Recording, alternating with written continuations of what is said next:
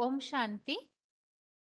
भगवत गीता श्लोक क्लास में आज बेसिक कोर्स के टेस्ट के लिए हाथ उठाइए। जिनके जो भी चित्र बाकी है वो आगे बताते जाइए।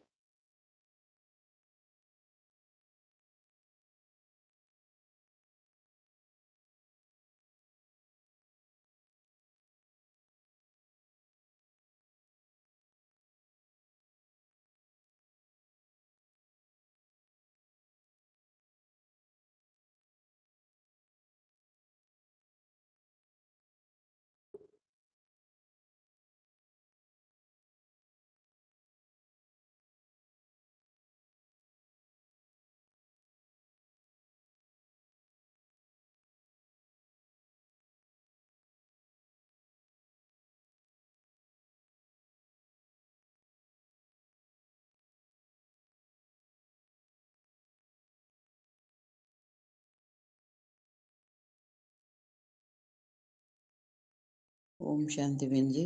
हाँ जी। ये भगवान का कर्तव्य बहन जी। ये भगवान सृष्टि पर स्वयं आकर के साधारण तन में प्रवेश करते हैं, स्वयं परिचय देते हैं। दुनिया में अनेक प्रकार की मान्यता है। पत्ता पत्ता भी हिले तेरी सत्ता की बीना है। पत्ता की हिलने के बाद भगवान पत्ता हिलाया नहीं है। दुनिया में अनाचार, व्यभिचार, दुराचार, अत्याचार, पापाचार, भ्रष्टाचार बढ़ जाता है। भगवान का कर्तव्य करते हैं। परित्राणाय साधूनां विनाशाय च दुष्कृतां धर्म संस्थापनाय संभवामि युगे युगे। दुराचारों का दुष्ट कर्तव्य करने के लिए, नाश करने के लिए आता हूँ। भगवान कोई प्रकार के बंधन में नहीं मानता, स्वतंत्र छोड़ता है। गीता में है गुह्याति गुह्यतरम। भगवान मार्ग देते हैं, स्वतंत्र छोड़ देता है। जैसा चाहिए वैसा कर्तव्य मानता। गलत हो गए ना। भगवान चमत्कार करते हैं, चमत्कार द्वारा अल्पकाल की प्राप्ति हो। भगवान सदा काल के अंतिम क्षण तक प्राप्ति होता है। मनुष्य आत्मा, भगवान वही आत्मा है। बाकी आत्मा जनन मरण में, जन्म मृत्यु में कहा जाता है। प्रकृति नियम है, भगवान चमत्कार करने के बात नहीं है। भगवान सबका भाग्य विधाता है। प्रकृति स्वभाव अनुसार कर्म करते हैं। जैसा बीज होते हैं वैसा फल बनते हैं। कोई पक्षपात नहीं होगा। पाप और पुण्य का कर्म के फल स्वयं करके रिजल्ट है। न कच्चित पापम नहीं चैव सुकृतम। भगवान कोई का न पुण्य देता हूँ न पाप लेता हूँ। अभी न जाने के कारण मानव सारे पाप कर्म दोष भगवान के ऊपर देते हैं। खुद दोष कहलाते हैं। मानव भाग्य स्वयं हाथ में मिला। मनुष्य अहंकार के कारण भगवान अनुसरण मार्ग नहीं किया, सर्वथा नष्ट हो जाएगी। भगवान मार्ग बताया, मार्ग पर चलना, सही मार्ग चलना शुक्र भाग्य मिलता है। नहीं चलते हैं स्वयं निमित्त बनते हैं। भगवान भाग्य नहीं लिखता है, भाग्य बनना का मार्ग बनाता है, बताता है। भगवान सूरज चांद सितारों को निर्माण लिया। आत्मा आत्मा परमात्मा सबकी निर्माण। भगवान पर क्या सही है। सृष्टि अनादि है। प्रकृति पुरुषम चैव। प्रकृति पुरुष अनादि है। आत्मा परमात्मा, सृष्टि सूरज चांद सितारे अनादि है। निर्माण के लिए भगवान हाथ नहीं है। भगवान कर्तव्य के लिए भगवान निराकार है। भगवान कर्तव्य के लिए तीनों देवता द्वारा सृष्टि पर आता है। तीन देवता का स्थापना ब्रह्मा विष्णु शंकर है। ब्रह्मा ब्रह्मा सृष्टि पर हीरो हीरोइन पार्ट दिखाया जाता है। माता पिता आदि देव आदि देवी यह शंकर वर्तमान कृष्ण की आत्मा हीरोइन पार्टधारी ब्रह्मा के रूप में कार्य करता है। स्थापना का ब्राह्मण का कार्य है। शंकर के द्वारा असुरी सृष्टि विनाश और विष्णु के द्वारा पालना कर्तव्य करते हैं।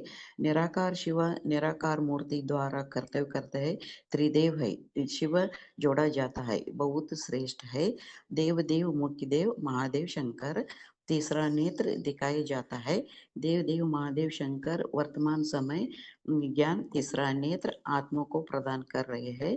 उसके बाद में गाया जाता है कालों की पंजे जोड़ने वाला। कालों की पंजे छोड़ा, कालों का काल महाकाल अमरनाथ कहा जाता है। सारी संसार में काल पर अमर महादेव पतित पावन कहा जाता है।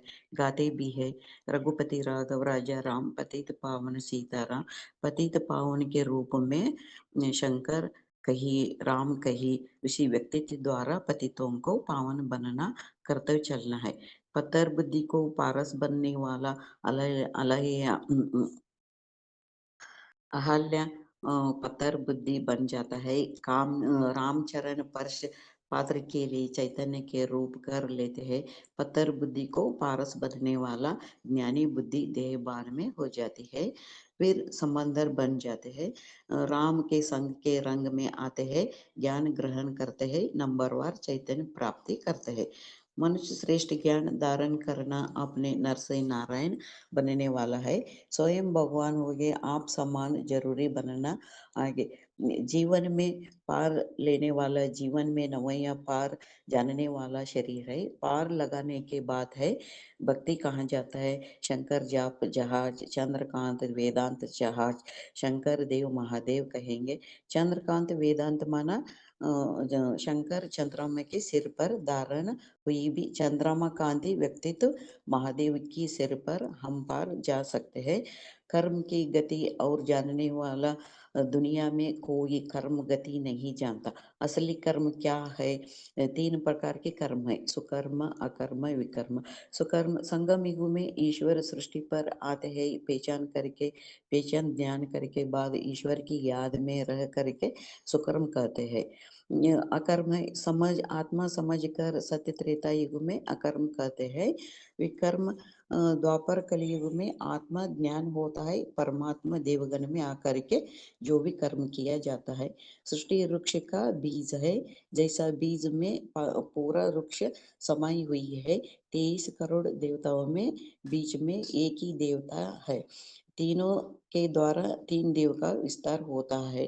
बीजम मा बीजम माम सर्वभूतानां यद्य पार्थ सनातनम। अव्यक्त मूर्ति ना, अव्यक्त मूर्ति द्वारा प्राप्ति हो जाती है। परमात्मा कर्तव्य है, वर्तमान समय में तीनों देवता द्वारा कर रहे हैं। मुख्य देव है देवदेव महादेव की द्वारा सारा कार्य कर रहा है। ओम शांति। Hello hello.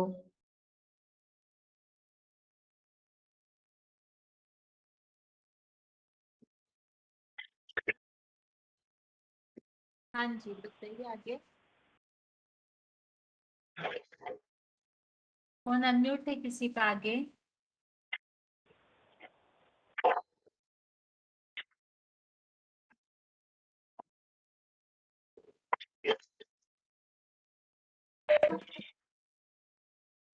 बताइए माता जी।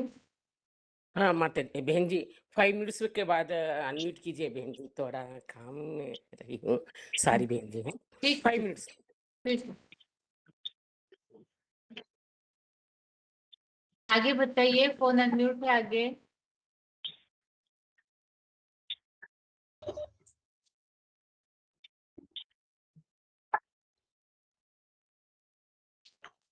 बाईस 050 बताइए। ओम ओम शांति। हाँ जी। हाँ दीदी, ये तीन लोग का चित्र इसके बारे में बताएंगे। ये पहले हम लोगों ने ये समझा था आत्मा के लेसन में कि आत्मा अजर अमर अविनाशी है, तो आत्मा का विनाश नहीं होता। और ये देह जो 5 तत्वों से बनी है, तो ये देह का विनाश हो जाता है। तो फिर ये है कि आत्मा जाति कहाँ है, तो इसके लिए हम लोग ये तीन लोग का चित्र समझेंगे कि आत्मा जाति कहाँ है। तो इस चित्र में दिखाया है कि ये तीन लोक हैं। नीचे है ये नीले रंग का आसमान, जो मनुष्य सृष्टि साकार लोक कहते हैं। और ऊपर वो 3 पूरियां बनी हुई है, ब्रह्मा विष्णु शंकर की सूक्ष्म वतन जिसको कहते हैं। ये 3 पूरियां हैं। और उसके बाद है वो पूरे लाल रंग का, जिसको वो ब्रह्मलोक या परलोक या ब्रह्मांड, ये तुरिया धाम, ये ऐसा कहते हैं। तो ये 5 तत्वों से न्यारा ये धाम है, जिसको छठा धाम भी कहते हैं। और ये सूर्य, चाँद, तारा गणों के प्रकाश से भी प्रकाशित नहीं है, स्वयं प्रकाशित ये धाम है। तो यहीं का मतलब अ, आत्माओं का पिता रहने वाला है, और आत्माएं भी सब यहीं इसी धाम में ही रहती है, आत्माओं के पिता के साथ। तो ये हमने समझा था कि आत्मा सूक्ष्म ज्योति बिंदु है, जो 8वें अध्याय के श्लोक में समझा था कि अनु अन्यान स्मरेत अद्य। तो वो जैसे आत्मा है, तो वैसे ही आत्मा का पिता भी है, वो भी अनुरूप ही है। और वो भी सारी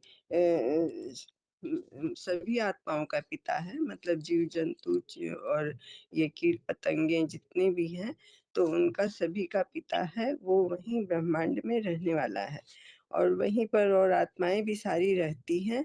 और वहां से फिर पाठ बजाने इस मनुष्य सृष्टि के साकार लोक में आती है, जो ये 5 तत्वों से ये निर्मित है। और यहाँ पर वो देह धारण करके फिर मनुष्य आत्माएं जो है पाठ बजाती है।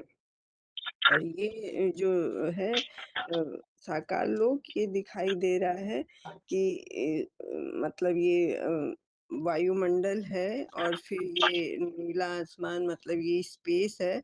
और स्पेस के बाद फिर ये ब्रह्मलोक है। तो ये स्पेस तक ही मतलब वैज्ञानिक लोग भी जा सकते हैं, और इसके आगे नहीं जा सकते, कि जहाँ पर मतलब वो नहीं मिलता हो ऑक्सीजन या वो जल वायु। तो इसके कारण वो उसके पार क्या है, ये कोई भी नहीं जान सकता और न जा सकता है, क्योंकि वहाँ वो देह के साथ नहीं जा सकते, वहाँ सिर्फ आत्माएं ही रहती है। तो ये मनुष्य सृष्टि लोक है। यहाँ पे हम सभी आत्माएं पाठ बजाती हैं, और पाठ बजाते बजाते मतलब देह के संग में आके देह का सुख लेते लेते आत्माएं जो है, उनकी कला छीन होती है। और कला छीन होती जाती है, तो फिर वो मतलब सतयुग, त्रेता, द्वापर ऐसे चक्र फिरता है। तो इसमें वो शुरू में तो सुख भोगती है, लेकिन बाद में धीरे-धीरे दुखी होने लग जाती हैं। और दुखी होती हैं तो वो अपने ये जो परम धाम से यहाँ आकर पाठ बजाती हैं, तो वहाँ जाने का रास्ता ही भूल जाती हैं। क्योंकि वो एवर प्योर धाम है, तो वहाँ पर तो पवित्र आत्माएँ ही रहती है। और जब यहाँ पाठ बजाते-बजाते आत्माएँ मतलब पतित बनती जाती हैं, तो वो वहाँ जा नहीं सकती, और यहीं दुखी होती रहती हैं। तब वो फिर पुकारती है भगवान को कि हे भगवान, मुझे आकर सुख की दुनिया में ले चलो, दुःख की दुनिया से छुड़ाओ। तो भगवान को बोलते हैं, पुकारते हैं ना सब दुखी होके, छोड़ भी दे आकाश सिंहासन, इस धरती पे आ जा रे। तो भगवान तो यहाँ का रहने वाला नहीं है, वो तो वही ब्रह्मलोक का या पार निर्वाण धाम का ही रहने वाला है। तो वो सबसे लास्ट में, अंत में सभी धर्म पिताएं जब आ जाते हैं, तब कलयुग के अंत में फिर वो आप ही आता है, और वो आके स्वयं अपना परिचय भी देता है। वो मतलब ये बताता है कि मैं वहाँ का रहने वाला हूँ, न तत् भासते सूर्यो न शशांको, यत् गत्वा निवर्तन्ते तद्धामं परमं मम। मतलब मैं वहाँ का रहने वाला हूँ, जहाँ से आत्माएं एक बार मतलब वहाँ चली जाती है, तो फिर इस दुख धाम में लौट के नहीं आती है। और वो आकर स्वयं का भी परिचय देता है, और आत्माओं का भी परिचय देता है कि तुम शरीर नहीं हो, आत्मा हो। और तुम शरीर से अटैचमेंट रखने के कारण ही दुखी हुए हो, और स्वयं को भूल गए हो। तो अब अपने को आत्मा समझ मुझ ज्योति बिंदु को पहचान कर याद करोगे, तो तुम्हारी जो शक्ति छीन हो गई आत्मा की, वो वापस लौटेगी, और फिर तुम मतलब 16 कला संपन्न बन जाओगे और सुखी हो जाओगे। तो ये करने के लिए भगवान गीता का ज्ञान देता है, और राजयोग सिखाता है। और जो आत्माएं मतलब सीखती हैं, उनको पहचानती हैं, तो वो फिर मतलब उनसे योग लगा के अपनी शक्ति वापस लेती हैं। और इस तरीके से ये सब मतलब आत्माएँ आती हैं, तो ये हम लोग गीता के इसमें भी अध्याय में समझे थे 2 के 30 में कि आत्माएँ जो है सभी पहले तो बिना शरीर के ही रहती हैं और बाद में भी बिना शरीर के ही रहती हैं और बीच में ही वो मतलब शरीर धारण करती हैं। तो उसके लिए ही ये बताया हुआ है श्लोक में कि ये अव्यक्तितानि भूतानि व्यक्तम मध्यानि भारत अव्यक्त निधनान्य तत्र का परिदेवना।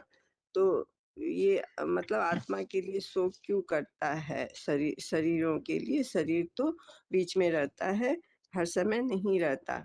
तो इस तरीके से आत्मा तो वो पतित बनती है संग के रंग में आके और फिर भगवान जो आकर बोलता है कि तुम एक का संग करोगे तो पावन बन जाओगे, अन्य देहधारियों का संग छोड़ के।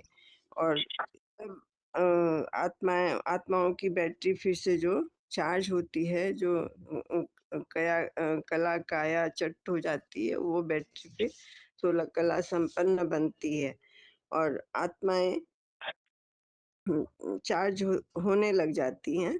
और ये दिखाता है कि इस समय जो आत्माएँ भगवान को पहचान के जितनी ही उनके नज़दीक या उनके मतलब सहयोगी बनती हैं उनके कार्य में, तो वो उसी तरह से वहाँ परम धाम में भी उनकी सेटिंग होती है। मतलब सबसे नज़दीक जो श्रेष्ठ आत्माएँ हैं वो वहाँ रहती है, फिर उनसे कम श्रेष्ठ रहती है, फिर उनसे कम श्रेष्ठ रहती है और इस तरीके से जो बाद में आने वाली आत्माएँ हैं, वो मतलब शिष्टाचारी नहीं होती हैं और उनकी संख्या बहुत ज़्यादा होती है और इस तरीके से घेर के वो आत्माएँ मतलब ब्रह्मांड में रहती हैं और उनके आने का क्रम भी इसी तरह होता है कि वो श्रेष्ठ आत्माएँ मतलब शुरू में ही आती है सतयुग में और सुख का पाठ बजाती है और जो कम श्रेष्ठ है वो फिर बाद में आती है त्रेता में और मतलब श्रेष्ठ उसके कम वो द्वापर में और कलयुग में ऐसे आत्माओं का आने का क्रम भी है। और यहाँ पर जब भगवान आते हैं, गीता का ज्ञान देते हैं, तो आत्माएँ जो हैं कि भौतिकवाद से उठकर और अध्यात्म में रमन करने लग जाती हैं और ज्ञान का मनन चिंतन मंथन करती हैं। तो उसी में ये सूक्ष्म वतन की रचना भगवान करते हैं जो 3 पुरियों के रूप में दिखाया है।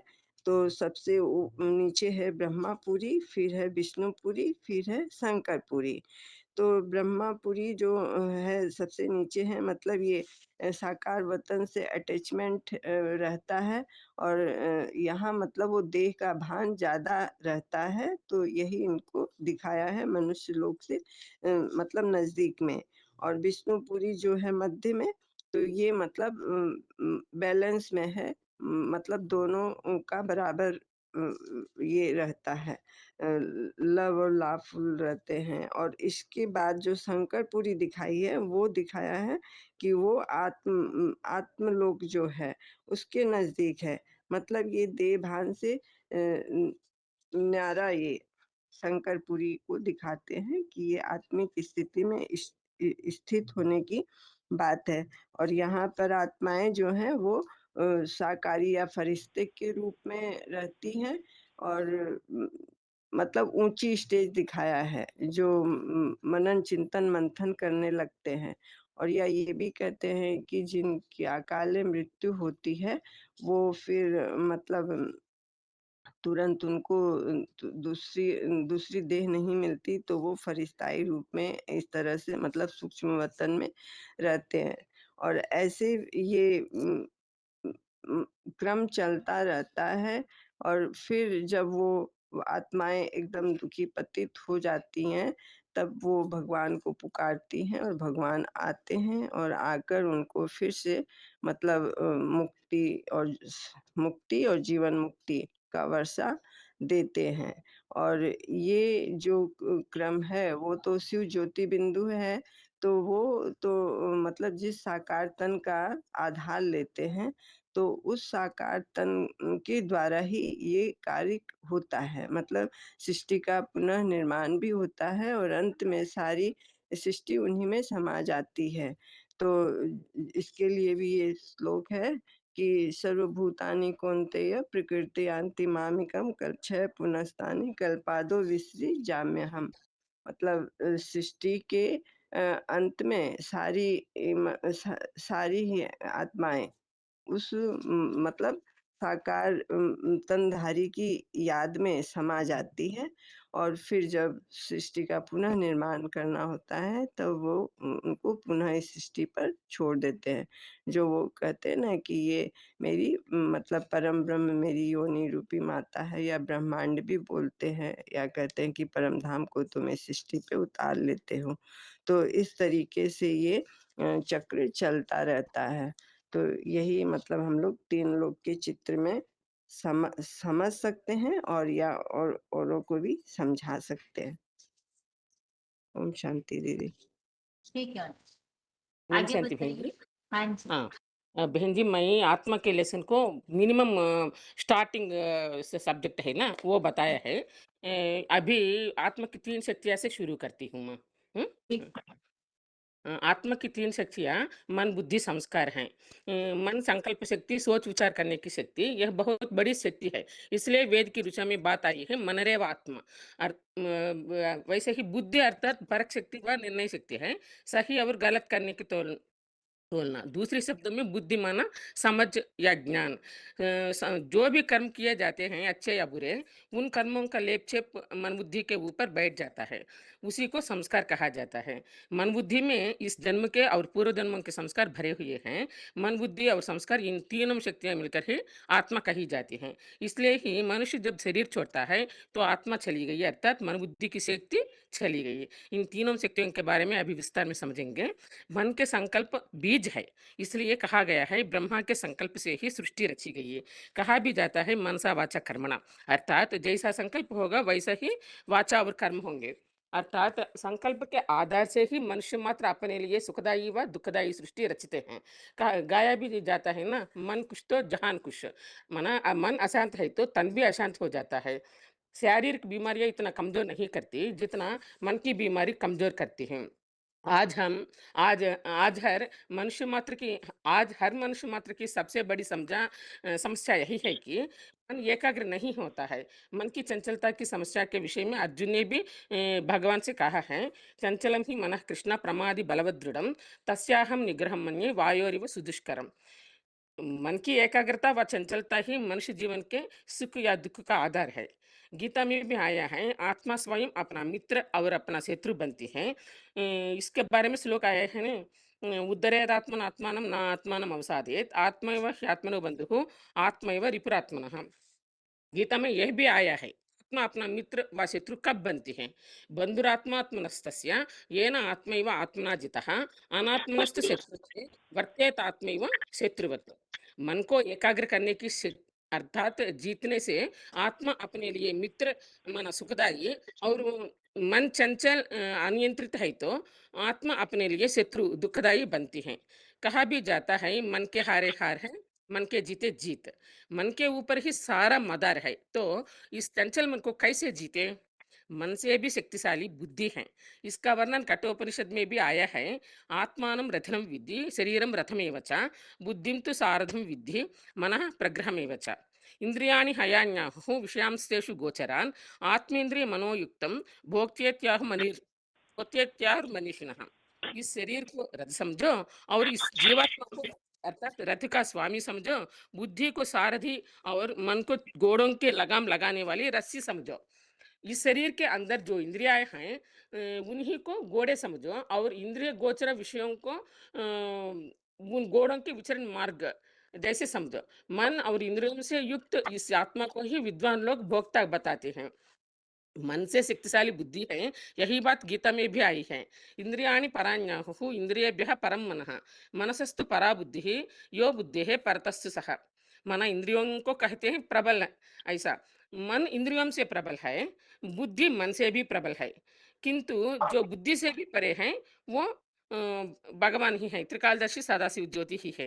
मन रूपी लगाम को कंट्रोल करने वाला सारथी बुद्धि है। अगर मन रूपी लगाम कंट्रोल में नहीं है तो सिद्ध होता है कि बुद्धि रूपी सारथी सही नहीं है। कहा भी जाता है, जहाँ सुमति तहाँ संपत्ति नाना, जहाँ कुमति तहाँ विपत्ति निदाना। मति माना बुद्धि, बुद्धि सुमति व कुमति कैसे बन जाती है? बुद्धि से भी परे जो भगवान है, उस भगवान का ज्ञान बुद्धि में रहता है तो सुमति, अन्यथा वह कुमति कहा जाएगा। मन जो सबसे बड़ी शक्ति है, उस शक्ति का सही या गलत का कारण बुद्धि ही है। अगर बुद्धि अगर मन रूपी लगाम कंट्रोल से बाहर है तो इंद्रिय रूपी घोड़े भी कंट्रोल से बाहर होंगे। परिणाम शरीर रूपी रथ और आत्मा रूपी रथी पतन की ओर जाएगा, अर्थात हम खुद ही अपना शत्रु बन जाते हैं। आज मनुष्य मात्र इसी बेलगाम मन की समस्या से छुटकारा पाने का रास्ता खोज रहा है। मन बेलगाम होने का कारण यही है कि बुद्धि कुमति बन गई है। अभी प्रश्न यह है कि बुद्धि सुमति या सात्विक से कुमति या तामसिक क्यों बन जाती है? अर्थात बुद्धि से भगवान का ज्ञान नष्ट कैसे हो जाता है, अथवा बुद्धि का विनाश कब और क्यों का होता है? बुद्धि का नाश के कारण है काम विकार, जो गीता में उल्लेख है ना, आवृतम ज्ञान मितेना ज्ञानिनो नित्य वैरिणा कामरूपेण कौंतेय दुष्पूरेण नलेन च। मना ज्ञानी का नित्य शत्रु से अर्थात कठिनाई से पूर्ति वाली इस काम विकार रूपी ज्ञान काम विकार रूपी आग से ज्ञान ढका रखता है। इंद्रियाणि मनोबुद्धि अस्याधिष्ठान इंद्रियाणि मनोबुद्धिर्यस्याधिष्ठानम् उच्यते, एतैः विमोह्यते यशः ज्ञानमावृत्य देहिनः। इसका मतलब है कि 10 इंद्रियां अव्यक्त मन बुद्धि इस काम का आश्रय स्थान कही जाती हैं। यह काम इस काम के द्वारा ज्ञान को ढककर देहदारी को विशेष रूप से मूड बनाता है।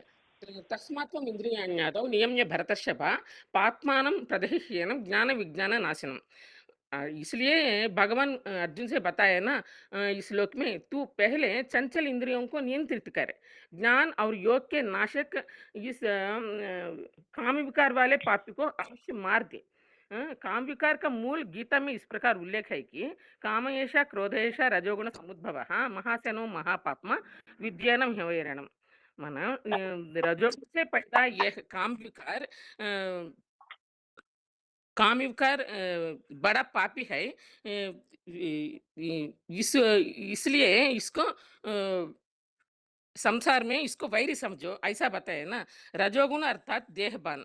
जब हम स्वयं को आत्मा भूल देह समझते लगते हैं, देहबान ही पांचों विकारों का जन्मदाता है। इन जिन्हों गीता गीता में असुरों के लक्षण के रूप में बताया गया है ना। दंभो दर्पः अभिमानस्य क्रोधः पारुष्यमेव च अज्ञानं च अभिजातस्य पार्थ संपदमासुरीम्। अनेक चित्त विभ्रांता मोहजाल समावृताः प्रसक्ताः कामभोगेषु पतन्ति नरकेषु चैः। त्रिविधं नरकस्येदं द्वारं नाशनमात्मनः काम क्रोध तदा लोभः तस्मात् एतत् त्रयं त्यजेत। इन तीनों श्लोकों में बात यही है, काम क्रोध लोभ ये आत्मा के नाशक नारकी त्रिविध द्वार है, अतः ये तीनों को त्याज्य है। देहबान काम विकार की कैसे जन्मदाता है और काम विकार कैसे बुद्धि को नष्ट कर देता है, इसका वर्णन गीता में दूसरे श्लोकों में आया है। ध्यायतो विषयान् पुंसः संगस्तेषुपजायते संगात् समजायते कामः काम क्रोधो जायते। क्रोधात् भवति सम्मोहः सम्मोहात् स्मृति ब्रह्म स्मृति भ्रंशात् बुद्धिनाशो बुद्धिनाशात् प्रणश्यति। इन दोनों श्लोकों से हमको मालूम होता है ना, देहभान से काम विकार का मूल कारण देहबान है। देहबान का मूल कारण क्या है? काम और क्रोध अर्थात इच्छा और द्वेष की मूर्ता के कारण कैसे हैं, इसका उल्लेख भी गीता में आया है ना। इच्छा द्वेष समुत्थेन द्वंद्व मोहेन भारत सर्वभूतानि सम्मोहम सर्गे यान्ति परंतप। माना इच्छा और द्वेष से उत्पन्न हुए द्वंद्वों के मोह से कल्पांत काल में संपूर्ण मूर्ता को पहुंच जाते हैं सभी सभी प्राणी। माना बुद्धि के नाश का कारण है काम विकार, और काम विकार की उत्पत्ति का मूल कारण है देहाभिमान। इसलिए देह की इंद्रियों के विषय भोगों का ध्यान करने से हटाकर आत्मिक स्थिति में स्थित होने का अभ्यास करना है। जो भगवान ने गीता में बताया है ना, शनै शनै उपरमेत् बुद्ध्या धृति गृहीतया आत्मसंस्थं मनः कृत्वा न किंचिदपि चिन्तयेत्। यतो यतो निस्तिरति मनश्चंचलम् अस्थिरं ततो ततो नियम्यैतत् आत्मन्येव वशं नयेत्। माना देह के बन में रखने के कारण ही देह की इंद्रियों के विषय भोगों का ध्यान करते रहते हैं, जिससे उन भोगों के प्रति कामना पैदा होती रहती है। कामना पूरी ना होने पर क्रोध के कारण बुद्धि नष्ट हो जा नष्ट हो गई है। इसलिए पहले इंद्रियों को कंट्रोल करना है, जिसके लिए गीता में आया है ना श्लोक, तस्मात्म इंद्रियाण्यादो नियम्य पर भरतर्षभ पापमानं प्रदहिह्येनं ज्ञान विज्ञान नाशनम। माना काम विकार पर जीत पाने के लिए इंद्रियों को कंट्रोल करना है, और इंद्रियों को कंट्रोल करने के लिए मन को कंट्रोल करना है। लेकिन मन से भी शक्तिशाली है बुद्धि, और बुद्धि से भी सर्वोपरि है बुद्धिमानों की बुद्धि अर्थात भगवान है। गीता में भी श्लोक आया है, इंद्रियाणि पराण्याहुः इंद्रियेभ्यः परम मनः मनसस्तु परा बुद्धि यो बुद्धि है परतस्సు सह। इसलिए बुद्धि से भी परे उस भगवान की याद में जब बुद्धि को एकाग्र करेंगे तो तभी इस पापी महाशत्रु काम विकार पर जीत पा सकेंगे। इसके लिए गीता में आया है, एवं बुद्धे परम बुद्ध्वा संस्तभ्यात्मात्मना जह शत्रु महाबाहो काम रूपम दुरासतम।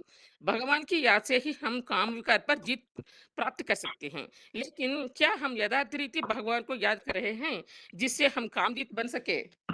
हमारी भगवान की याद ओरिजिनल है या आर्टिफिशियल है? कहावत भी है ना, माला तो कर्मे फिरे, जीभ फिरे मुख माही, मनवा तो चहुदिशु फिरे, यह तो सुमिरन नाही। जिन देहधारियों से हमारा संबंध है, उन अजीज संबंधियों की आदि को तो कोई चित्र, गीत, स्थान के आधार के बिना ही बहुत सहज और निरंतर ही आती है। भगवान की याद के लिए गीत, चित्र आदि साधनों का आधार लेने पर भी याद ठहरती क्यों नहीं है? क्योंकि भगवान से प्रैक्टिकल संबंध के आधार से हमें स्नेह और प्राप्ति का अनुभव नहीं कर रहे हैं, इसलिए याद ठहरती नहीं है। प्रैक्टिकल में संबंध भी इसलिए नहीं है क्योंकि हमें भगवान की यथार्थ पहचान नहीं है हमको। अब भगवान की यथार्थ पहचान कैसे मिलेगी? भगवान का यथार्थ परिचय कौन दे सकता है? क्या कोई साधु संत सन्यासी महात्माएं देवात्माएं भगवान का यथार्थ परिचय दे सकते हैं? भगवान को यथार्थ रीति कोई जानते ही नहीं है, तो परिचय भी नहीं दे सकते हैं। इसके लिए गीता में आया है, न मे विदुः सुरगणाः प्रभवो न महर्षयः अहमादिः देवानां महर्षीणां च सर्वशः। भगवान का परिचय भगवान स्वयं ही दे सकते हैं। इसके लिए गीता में भी श्लोक आया है ना, स्वयमेवात्मन आत्मानं वेत्तत्वं पुरुषोत्तम भूत भावन भूतेश देवदेव जगतपते। इतने दिन भगवान को नहीं जान पाए, परंतु अभी कैसे जान पाएंगे? क्योंकि अभी स्वयं भगवान सृष्टि पर आ चुके हैं और अपना परिचय स्वयं दे रहे हैं। कहा भी जाता है ना, गुप्त वेश में सत्युग रचने आए शिव भगवान, अब तो जाग जाग इंसान।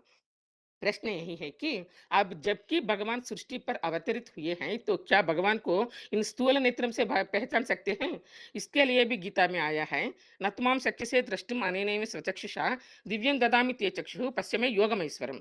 भगवान को पहचानने के लिए दिव्य नेत्र अर्थात भगवान का ज्ञान की आवश्यकता है। जो इस ज्ञान का आधार लेते हैं वही भगवान को पहचान पाते हैं। भगवान को पहचानने के बाद ही उनको यथार्थ रीति याद कर पाते हैं, जिससे ही जन्म जन्मांतर के पाप भी भस्म होते हैं। गीता में भी आया है ना इसके बारे में, सर्वधर्मान परित्यज्य मामेकम शरणं व्रज अहम त्वा सर्व पापेभ्यो मोक्षयिष्यामि मा शुचः। भगवान की याद से पाप कर्म या पाप संस्कार भस्म होने के कारण संस्कारों में परिवर्तन आता है, अर्थात कैरेक्टर सुधरता है। भगवान की याद से अत्यंत पापी आत्मा भी शीघ्र ही पुण्य आत्मा बन जाती है। इसके लिए भी गीता में श्लोक आया है, अपिचेत दुराचारो भजते माम अनन्य भाग साधुरेव गंतव्य सम्यक व्यवसितो हि सः। कहा भी जाता है, जैसे को याद करेंगे वैसे बन जाएंगे, अर्थात जैसा संग वैसा ही रंग लगता है। इसलिए कहते हैं, संग तारे कुसंग बोरे। अब अनेक जन्मों के पाप विनाश करने के लिए और सुचरित्र बनने के लिए केवल मन बुद्धि से ही भगवान का संग करने से पर्याप्त होगा? हर प्रकार से इस भगवान एक भगवान का ही संग करना चाहिए। मन्मनाभव मद्भक्तो मद्याजीमां नमस्कुरु मामेवैषि आत्मानं मत्परायणः। कहा भी जाता है, स्थूल नेचुरल लैंग्वेज में, ये कैसे आदि सब साधे सब जाए। बहन जी मैं यहाँ तक प्रिपेयर किया बहन जी, सीख लिया, बाकी और एक बार बताऊंगी बहन जी। हम्म ठीक है मैम। हम्म, ठीक है, ओम शांति मैम। हाँ जी। आगे बताइए। और कौन हेलो। अनम्यूट है? हाँ जी। हाँ, मैं सृष्टि चक्र के बारे में बताती हूँ। हाँ जी। हाँ, सृष्टि की आयु जो बताते हैं कि लाखों वर्ष की है। कोई कहते हैं कि कलयुग अभी बच्चा है, कोई कहते हैं कि 40,000 वर्ष का है अभी तक कलयुग। तो ये सभी बातें जो है वो तो भगवान आकर के ही माना सही कैलकुलेशन बताएगा ना सृष्टि की आयु की। शास्त्रों में तो अनेक प्रकार के ऐसे बताया है, ये तो सही नहीं है। तो जैसे भी अभी द्वापर कलयुग के जो मनुष्य धर्म है, जो धर्म पिता ने आकर के स्थापन किए हैं, वो 2500 वर्ष के ही है ना। तो फिर उतने ही समय की त्रेता और जो सतयुग त्रेता का ईश्वरीय धर्म है, वह भी 2500 वर्ष का ही होगा ना। तो टोटल मिलकर के 5000 वर्ष का सृष्टि चक्र है। तो इसका प्रूफ भी मिलता है कि खुदाई में भी जो भी मूर्तियां मिली है, वो 2500 वर्ष पहले की नहीं है, क्योंकि अम, अभी इतनी घिसी हुई है, तो इसके आगे तो कितनी घिसी हुई मिलेगी ना, लाखों वर्ष का कह दिया तो इन मूर्तियों का क्या हाल होगा ना लाखों वर्ष के बाद। और यह भी महाभारत जो युद्ध दिखाया है, वह 5000 वर्ष हुआ है ना उसको भी। और दिल्ली के बिरला मंदिर में भी लिखा है, भगवान ने आकर के हमारा 5000 वर्ष पूर्व धर्मराज ने दिल्ली को परिस्थान बनाया था। और क्रिश्चियन की जो भी बाइबल है, उसमें भी लिखा है माना क्राइस्ट आने से पहले 3000 वर्ष पहले भारत में पैराडाइज था। तो क्राइस्ट को आकर के 2000 साल हो गए। तो टोटल मिलके 5000 वर्ष का ही माना सृष्टि चक्र है। जो भी खुदाइयों में माना मेसोपोटामिया, ग्रीन, मोहनजोदड़ो जो भी चित्र मिले हैं, वो भी 5000 वर्ष के पुराने नहीं है। ऐसे ही जो भी सिख माना ईसाई संवत है, शक संवत, विक्रम संवत है, हिजरी संवत है, वह सब 2500 वर्ष का ही है। क्योंकि जब से 2500 माना सतयुग त्रेता में तो सुख ही था ना। तो द्वापर कलयुग में दुख की दुनिया शुरू हुई। तो सतयुग में तो माना सुख की दुनिया में तो कोई सिमरन नहीं करते, दुख में ही माना होता है, तब से ही भगवान को माना सिमरन करते हैं ना। तो 2500 वर्ष का जो ये है हिजरी संवत, ये जो भी है वो 2500 वर्ष का ही समय बताता है। तो 2500 वर्ष का दुख का वर्ष है और 2500 वर्ष का सुख का माना दिन है। जैसा दिन और रात है ना 24 घंटे का, तो 12 दिन का घंटे की रात और 12 घंटे का दिन होता है। तो ऐसे ही सृष्टि भी 2500 वर्ष का स्वर्ग और 2500 वर्ष का नरक की दुनिया है। ब्रह्मवैवर्त पुराण में भी लिखा है कि जब माना पृथ्वी पर 5000 वर्ष का समय होगा, तो लोग पापी होंगे और गंगा में स्नान करके अपने पाप धुलवाएंगे। हरिवंश पुराण में भी लिखा है ना कि अभी घोर कलयुग अपने 2 वर्ष के संध्या काल और 1000 वर्ष का बताया है। तो 4 युग 1250 अगर गिनेंगे 1250 का मानेंगे तो टोटल 4 युग 5000 वर्ष का ही माना जाएगा। तो ऐसे ही जो सृष्टि चक्र 5000 वर्ष का है, वह अनादि और माना अविनाशी नाटक है एक। ये आत्मा और प्रकृति का खेल है। जैसे गीता में कहा है ना, प्रकृति पुरुषम चैव विद्धि अनादि उभो अपि। माना प्रकृति और आत्मा का दोनों का भी अनादि जानो, प्रकृति और आत्मा को। तो सृष्टि जो है वो 4 में बांटा हुआ है, जिसे स्वस्तिका के चित्र में दिखाया है। तो दाई ओर की जो सतयुग और त्रेता का जो भुजा है, वह स्वर्ग की सूचक है। और बाई ओर की जो त्रेता द्वापर कलयुग का मतलब भुजा दिखाई है, वो नरक की सूचक है। तो सतयुग त्रेता है राम राज्य और द्वापर कलयुग है रावण राज्य। तो ये जो 2500 वर्ष का दिखाया है, जैसे कि ब्रह्मा का दिन और ब्रह्मा की रात कहा है ना। तो जैसे गीता में कहा है ना कि द्विसहस्त्रार्ध वर्षाणाम अ, अहर अहर्यत ब्रह्मण विदुः एतेषां प्रमाणम रात्रिम ते अहोरात्र विदः न जनाः। माना ब्रह्मा का दिन 2500 वर्ष का है, तो इतने ही प्रमाण की रात्रि होगी। तो ये सृष्टि जो है वो त्रिगुणमयी है। जैसे कि सतो त्रेता में सतो प्रधान, द्वापर में रजो प्रधान और कलयुग में तमो प्रधान बनती है। से गीता में कहा है, ऊर्ध्वं गच्छन्ति सत्वस्ता मध्यम तिष्ठन्ति राजसः जघन्ये गुण गुणवृत्तस्तो अधो गच्छन्ति तामसः। तो ये जो 4 युग दिखाए हुए हैं, सतयुग, त्रेता, द्वापर, कलयुग। तो सतयुग में तो एक लक्ष्मी नारायण का राज्य होता है। लक्ष्मी नारायण के राज्य में सभी सुखी होते हैं, सूर्यवंशी घराना होता है, देवता धर्म होता है और 8 8 जन्म ही होते हैं उनके और 16 कला संपूर्ण दुनिया होती है सतयुग में, सतो प्रधान अवस्था होती है। ऐसे ही त्रेता युग भी 1250 वर्ष का ही है। वहाँ सतो सामान्य दुनिया त्रेता युग होता है और 2 कला घट के 14 कला हो जाती है।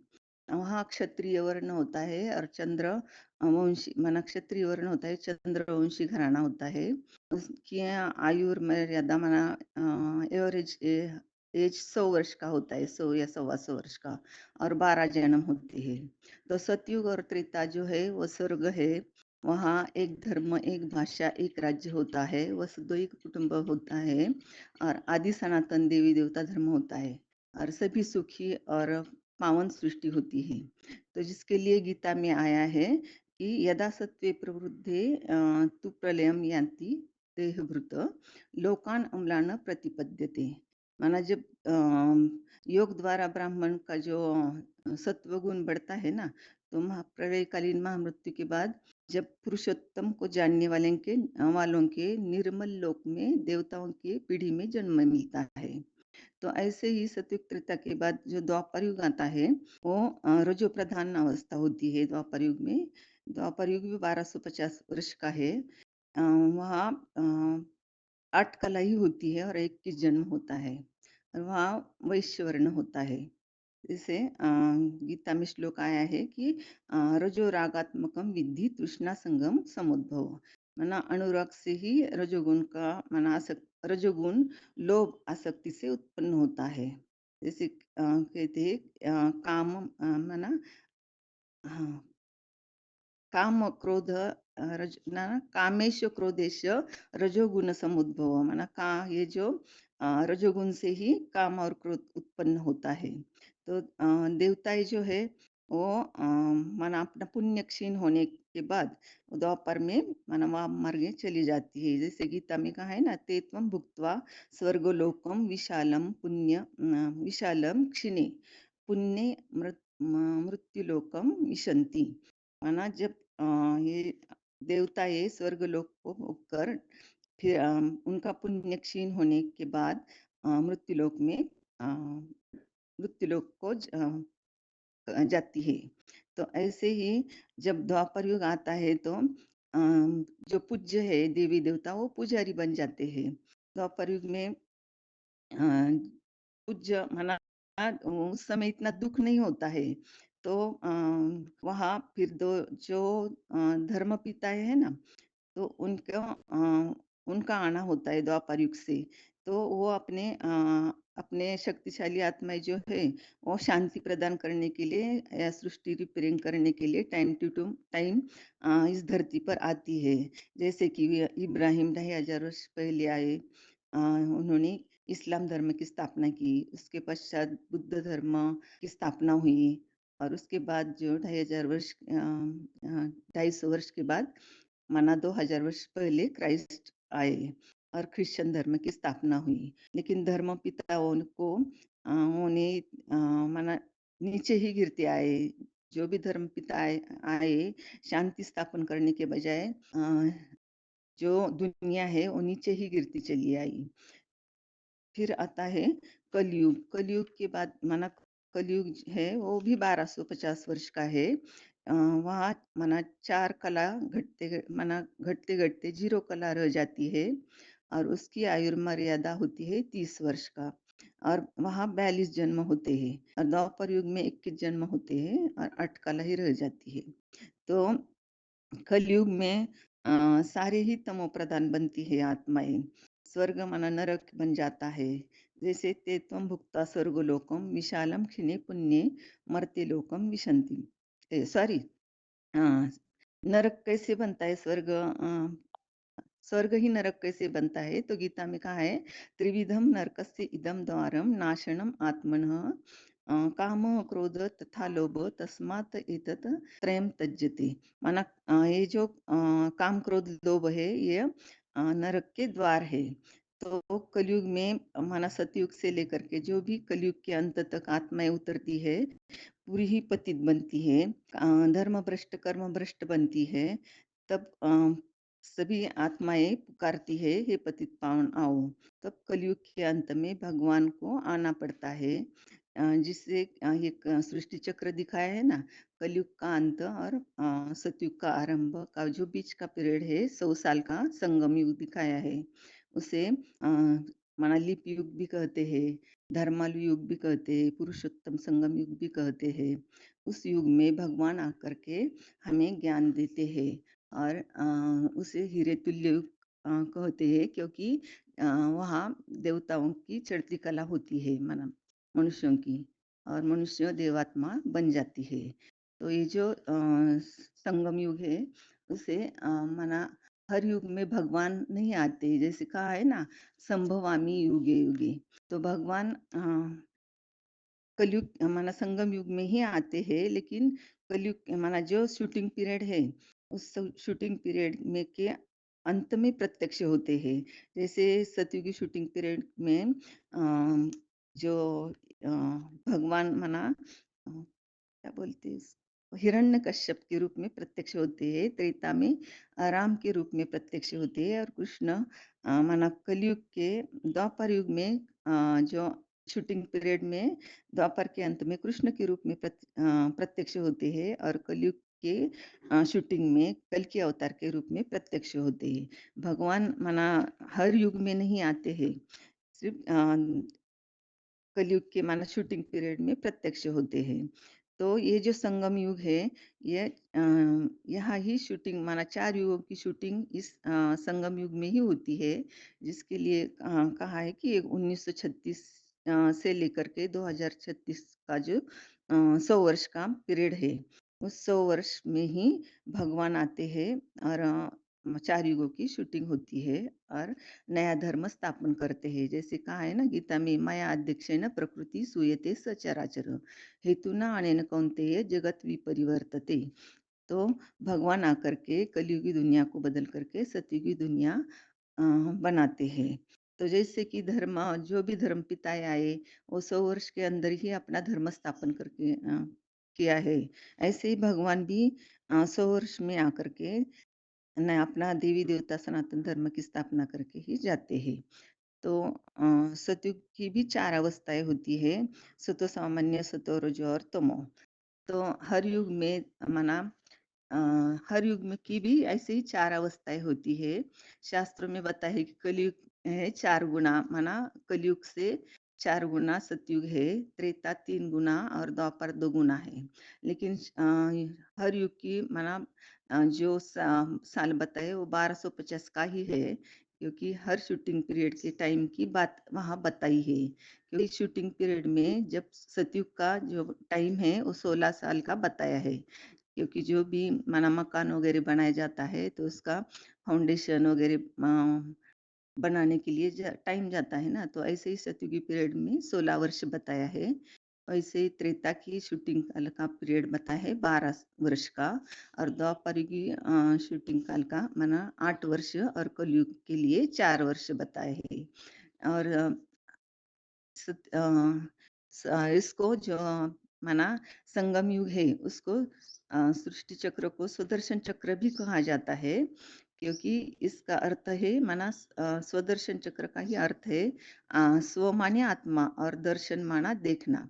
हमारी 84 जन्मों को जानना माना ही स्वदर्शन चक्र घुमाना। तो ये सृष्टि चक्र जो है इसका ड्रामा है 5000 वर्ष का, लेकिन उसकी शूटिंग जो होती है वो 100 वर्ष में ही होती है। तो इससे समझ में आता है कि सृष्टि चक्र जो है भगवान आकर के हमें बताते हैं वो 5000 साल का ही है, न कि लाखों वर्ष का है। ओम शांति जी। ओम शांति जी। हेलो। ठीक है माता जी, ठीक। हाँ। ये ओम बताइए। शांति दीदी। हाँ जी। हेलो। ओम हाँ शांति जी, दीदी। बताइए। हाँ मैं बताता हूँ। आज परमपिता का दिव्य कर्तव्य बारे में थोड़ा बताता हूँ। आज दुनिया में बहुत गलत मान्यता है। वो भक्त तो जो कुछ मन में आते हैं वो बोल देते हैं। वो बताते हैं कि भगवान के बिना पत्ता नहीं हिलता है। अरे पत्ता तो हवा में हिलता है, वो भगवान कैसे उनको हिलाता है। और भी को बोल देते हैं प्राणी जो कुछ भी करते हैं, अच्छे बुरे जो कुछ करते हैं, वो भगवान ही कराते हैं। इतना गलती मान्यता है उनको मन में आ जाता है। अरे जो दुनिया में जो भी पापाचार अत्याचार अनाचार हिंसा जो किसी करते हो क्या भगवान करता है? अरे भगवान जब आते हैं भगवान कल्याणकारी है, उनका नाम भी शिव है। शिव शब्द अर्थ कल्याणकारी। वो तो जो भी करेगा कल्याण काम करेगा ना, मनुष्य आत्मा के लिए। तो इसलिए वो तो गीता में बताया है, जो जन्म कर्म चंबे दिव्य जो व्यक्तित्व तो तप्ता दह पुनर्जन्म नाइति मामेश अर्जुन। वो कहते हैं कि मोर जो दिव्य जन्म भगवान का जो दिव्य जन्म और दिव्य कर्म को जो तत्व तो जान जाता है, वो इसी दुख दुनिया में देह त्याग कर इस फिर से इस दुख दुनिया को नहीं आते। ये तो भगवान ऐसे भी कहते हैं। तो ये भगवान कैसे ऐसे कर्म कराएंगे? वो तो अधर्म को विनाश कराते सत्य धर्म स्थापन कराने वाला है। वो दुराचार्यों को विनाश कराते साधु संतों को रक्षा करने वाला है। इसलिए भी गीता में आया है जदा जदा धर्म से ग्लानिर्भवति भारत अभ्युत्थान अधर्म से तदात्मन सृजाम्य हम। और परित्राण साधुना विनाश दुष्कृता धर्म संस्थापनार्थम स्वभवामी जुगे जुगे। वो परम पिता ये अत्याचार पापाचार अन्याचार कर की दूर वो तो नहीं कराते। वो तो दुराचार्यों को विनाश करने वाला है। वो तो पाप कर्म से बचाने वाला है। वो सत्य सनातन धर्म स्थापन करने वाला है। भगवान कैसे ये सब दुराचारी पापाचारी कर्म सिखाएंगे? वो तो आकर मनुष्य को रास्ता बताते हैं, कैसे कर्म करने से तुम्हारा अच्छा होगा, कैसे वो कर्म करने से तुम्हारा घाटा होगा। और ये सब भगवान आकर बताते हैं। वो तो मनुष्य को कर्म करने में स्वतंत्र छोड़ देते हैं। इसलिए गीता में भी भगवान बताए हैं। इसलिए ज्ञानाम आख्यातम गुह्यात गुह्यतरम मया विमृश एतत् अशेषम यथा चैत तथा कुरु। ये गुप्त मैं ब्रह्मा के बेसिक गुप्त ज्ञान से भी गुप्ततर परम ब्रह्म के एडवांस ज्ञान मैंने तुझे कहा है। इस पर पूरी तरह विचार सागर मंथन कर जैसा इच्छा ऐसा करो। वो तो बता देते ऐसी रास्ता बता देता है। फिर भी बता देता तस्मत् शास्त्र प्रमाणित कार्यकार्य व्यवस्थित ज्ञानता शास्त्र विधानकता कर्म कर तुम यह हर्षि। तो शास्त्र के प्रमाण अनुसार कार्य जो है ये उसी सच्ची कार्य को करना तेरा कर्म है। तो भगवान तो ऐसे ही बताते हैं। भगवान कैसे जो भूल रास्ता कैसे बताएंगे? वो तो सच्ची रास्ता बताते हैं। तो झूठी मान्यताएं भगवान, ये जो झूठी मान्यताएं है भगवान सब कुछ कराता है, ये सब बहुत झूठी मान्यता है। बहुत मनुष्य भी कह देते हैं भगवान आकर जिंदा भी करा देते हैं। ये क्या प्रकृति के नियम को भगवान तोड़ देते हैं? ऐसा तो कभी नहीं हो सकता है। भगवान किसी के भाग्य भी नहीं लिखता है। जो भी हम सब करते हैं वो सब हमारे कर्म के अनुसार हमारा भाग्य लिखा होता है। वो जब भगवान तो सब समुद्र में देखने वाला है। एक ऐसे जो माने भगवान का दिव्य कर्तव्य है। वो तो भगवान का भाग्य लिखने के क्या जरूरत है? भगवान तो रास्ता बताते हैं। अब भगवान सबको समदृष्टि में देखते हैं। इसलिए गीता में आया है समम सर्वभूतेषु नाम देश न प्रिय ये भवन्ति भजन्ति माम भक्ता मैं तेषु चबी अहम। ये तो भगवान सबको समदृष्टि में देखने वाला है। भगवान किसी को कर्तापन नहीं देता, कर्म भी नहीं देता, कर्म फल विधान भी नहीं करता। वो तो सबको रास्ता बताते हैं। इसलिए गीता में आया न कर्तृत्व न कर्मणा लोकस सृजते प्रभु न कर्मफल संजोग स्वभावस्तु प्रवर्तते। फिर भी बोला नाद्य कश्चिन पावन अचैव सुकृत विभु अज्ञान ने आवृत ज्ञान तेन मोहती जंतु। जो जैसे करते हैं उसको ऐसे फल ही मिलता है, भगवान क्यों ये सब कर्म करेंगे? मनुष्य तो जो मनुष्य माने अपने आप को सुख दुख का कर्ता बन जाता है। ये क्योंकि ये गीता में भी बताया है ना, वो जो आत्मा अपना ही शत्रु, आत्मा अपना ही मित्र है। ऊर्ध्वते आत्मनात्मन आत्मन अवसाद आत्मा है आत्म बंधु आत्मा है रिपुआत्मन। जे बंधु आत्मन आत्मन तस जनातन आत्मन जीती अनातन शत्रु वर्तते आत्मा है शत्रु। तो जे आत्मा को जो जीता है वो आत्मा का मित्र बन जाता है। जो आत्मा को नहीं जीता है वो तो आत्मा उनके शत्रुवत कर्म करता है, कराता है। तो इस भगवान कैसे मनुष्य को जो खराब रास्ता में ले जाएंगे और वो खराब कर्म सिखाएंगे, वो तो हो नहीं सकता। तो भगवान तो किसका भाग्य को नहीं लिखता है। भगवान आकर जिसके कर्म अनुसार ये सृष्टि बनाता है, जब आता है वो तो चार वर्ण रचता है। जो जो जैसी संगम युग में कर्म करता है वो इसी प्रकार उनकी कर्म अनुसार उनको फल मिलता है। इसलिए गीता में आया है चतुर्वर्णमय सृष्टि गुण कर्म विभाग सह तस्य कर्तारम विधि अकर्तारम अयम्। भगवान जो आते गुण और कर्म और स्वभाव अनुसार चतुर्वर्ण सृष्टि करता है, जो चार युगों को बांट जाता है। भगवान सुख दुख का रास्ता बताता है, श्रीमत में चलने के लिए बताता है। वो कैसे खराब रास्ता कैसे वो बताएंगे, श्रीमत विरुद्ध रास्ता कैसे बताएंगे। तो भगवान आकर उनका दिव्य कर्तव्य करता है। तो उनको इसलिए गॉड कहा जाता है। वो जब आते हैं, गॉड भी शब्द का अर्थ है जनरेशन, जनरेटर अर्थात स्थापन, ऑपरेटर अर्थात पालना, डिस्ट्रक्टर अर्थात विनाश। वो आकर तीन कर्तव्य कराते हैं। वो तो अपने ही शरीर नहीं, वो कैसे करेंगे, वो आकर कराता है। तो भगवान जो दिव्य कर्तव्य कराता है, वो क्या आकर किसी को शरीर को बनाता है?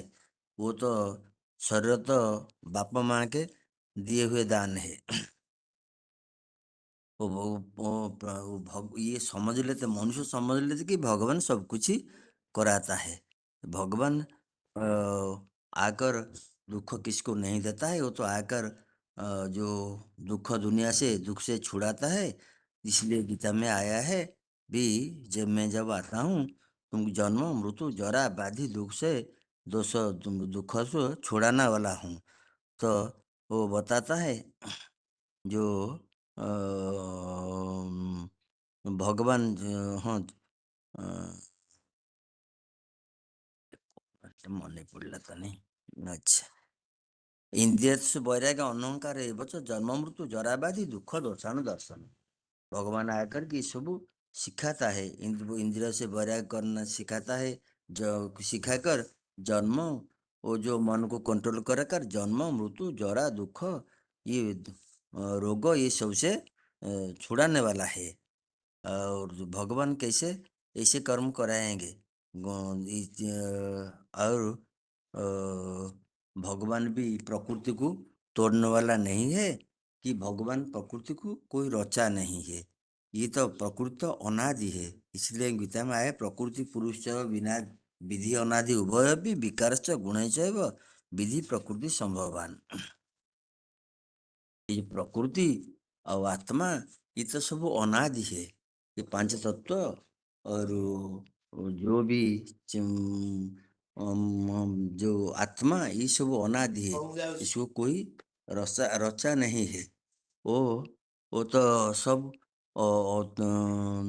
अनादि है। और जो भी आज दुनिया में जो जो सुखदाता भगवान है, आज दुनिया में तो ये पांच तत्व भी दुख देते हैं और प्रकृति दुख देते, भूकंप आते, बाढ़ आते, तो जो भी होता है वो तो भगवान नहीं कराते हैं। वो तो बारिश होते हैं, बाढ़ आते, नष्ट सब कर देते हैं। और जो भी भूकंप होते वो नष्ट कर देते हैं। वो जन्म मृत्यु ये सबू तो अनादि निश्चित है, इसलिए बताते हैं जात से ध्रुव मृत्यु ध्रुव जन्म मृत से तो तस्माद अपरिहार्य न तुम सोचित हर्षि। भगवान तो कभी भी प्रकृति को नियम को नहीं तोड़ता है। जो जन्म होगा वो मृत्यु उनका निश्चित होगा। मृत्यु होगा तो सुनिश्चित फिर जन्म भी होना पड़ेगा। भगवान जब आते हैं वो ही जो आकर उनका दिव्य कर्तव्य कराता है। भगवान आकर कहते हैं वो नई सृष्टि क्यों बनाता है। वो बताते हैं गीता में बताते हैं भी माया देखण प्रकृति श्वेत सचराचर हेतु नाना पंथ जगत भी परिवर्तित है। और भगवान पिता ही भी है, माता भी है, इसलिए तो गीता में भी आया है पिता हम अस माता तथा पितामह वेदम पवित्रों का रुक्षम जजुए बच। फिर बताता है माया देखण प्रकृति श्वेत सचराचर हेतु कौनते जगत भी परिवर्तित है। ये तो भगवान ही जो है। भगवान तो माता पिता है, वो कैसे दुख दुनिया रचेंगे, वो तो सुख दुनिया रचने वाला है ना। तो भगवान जब आते वो तीन कर्तव्य जो करते हैं, तीन जो आकर वो दुनिया में आकर ये क्या तीन जो रचना पालना और विनाश के लिए रंगमंच पर जो हीरो हीरोइन कोई तो अच्छा पार्ट बजाने वाला अच्छा जो पार्ट बजाने वाला है बे तो हो गए जरूर। तो उनको वो चुनता है, वो चुनकर वो उनका दिव्य कर्तव्य उनके द्वारा ही कराते हैं। तीन के द्वारा तो जो दिव्य कर्तव्य इन्हें कराते हैं। वो जो अच्छे जो रंगमंच पर जो अच्छे पार्ट बजाने वाला जो है वो उनको वो हीरोइन को भगवान ही पहचानता है। वो आकर उनको चुनता है, जिसको अंग्रेजी में एडम ये भी कहते हैं। और मुसलमान आदम हवा कहते हैं भी। भगवान का जो जो हिंदू लोग को आदिदेव कहते हैं और जैन लोग को आदिनाथ और आदिनाथिनी कहते हैं। वो हिंदू भी कहते हैं तुम आदिदेव पुरुष पुराण तमेव विश्वस परम निधान। तो वो जो दोनों है उनको आकर चुनता है। उनके द्वारा भगवान आकर वो अपना कर्म करते हैं। जो आदम ये भी वो जो उनको भी हिंदू लोग शंकर पार्वती नाम में बताते हैं। ये भगवान आकर इनके द्वारा वो दिव्य कर्म करते हैं। और जब आते हैं वो तो 9 दिन स्थापन करते हैं। एक ही वसुदेव कुटुंबकम एक दुनिया बनाता है जिससे भगवान आकर के प्रवेश करके इसी कर्म को करते हैं। जो बताते हैं कि भक्तत्व अनन्या शक्य अर्जुन ज्ञान तो दृष्टुम तत्व प्रवेश च परतम। भगवान आकर इन आदम हवा इनमें प्रवेश कर वो कर्म कराते हैं। वो जब वो ये जो कर्म कराता है प्रथम आकर वो ब्रह्मा में प्रवेश कर कर्म करता है।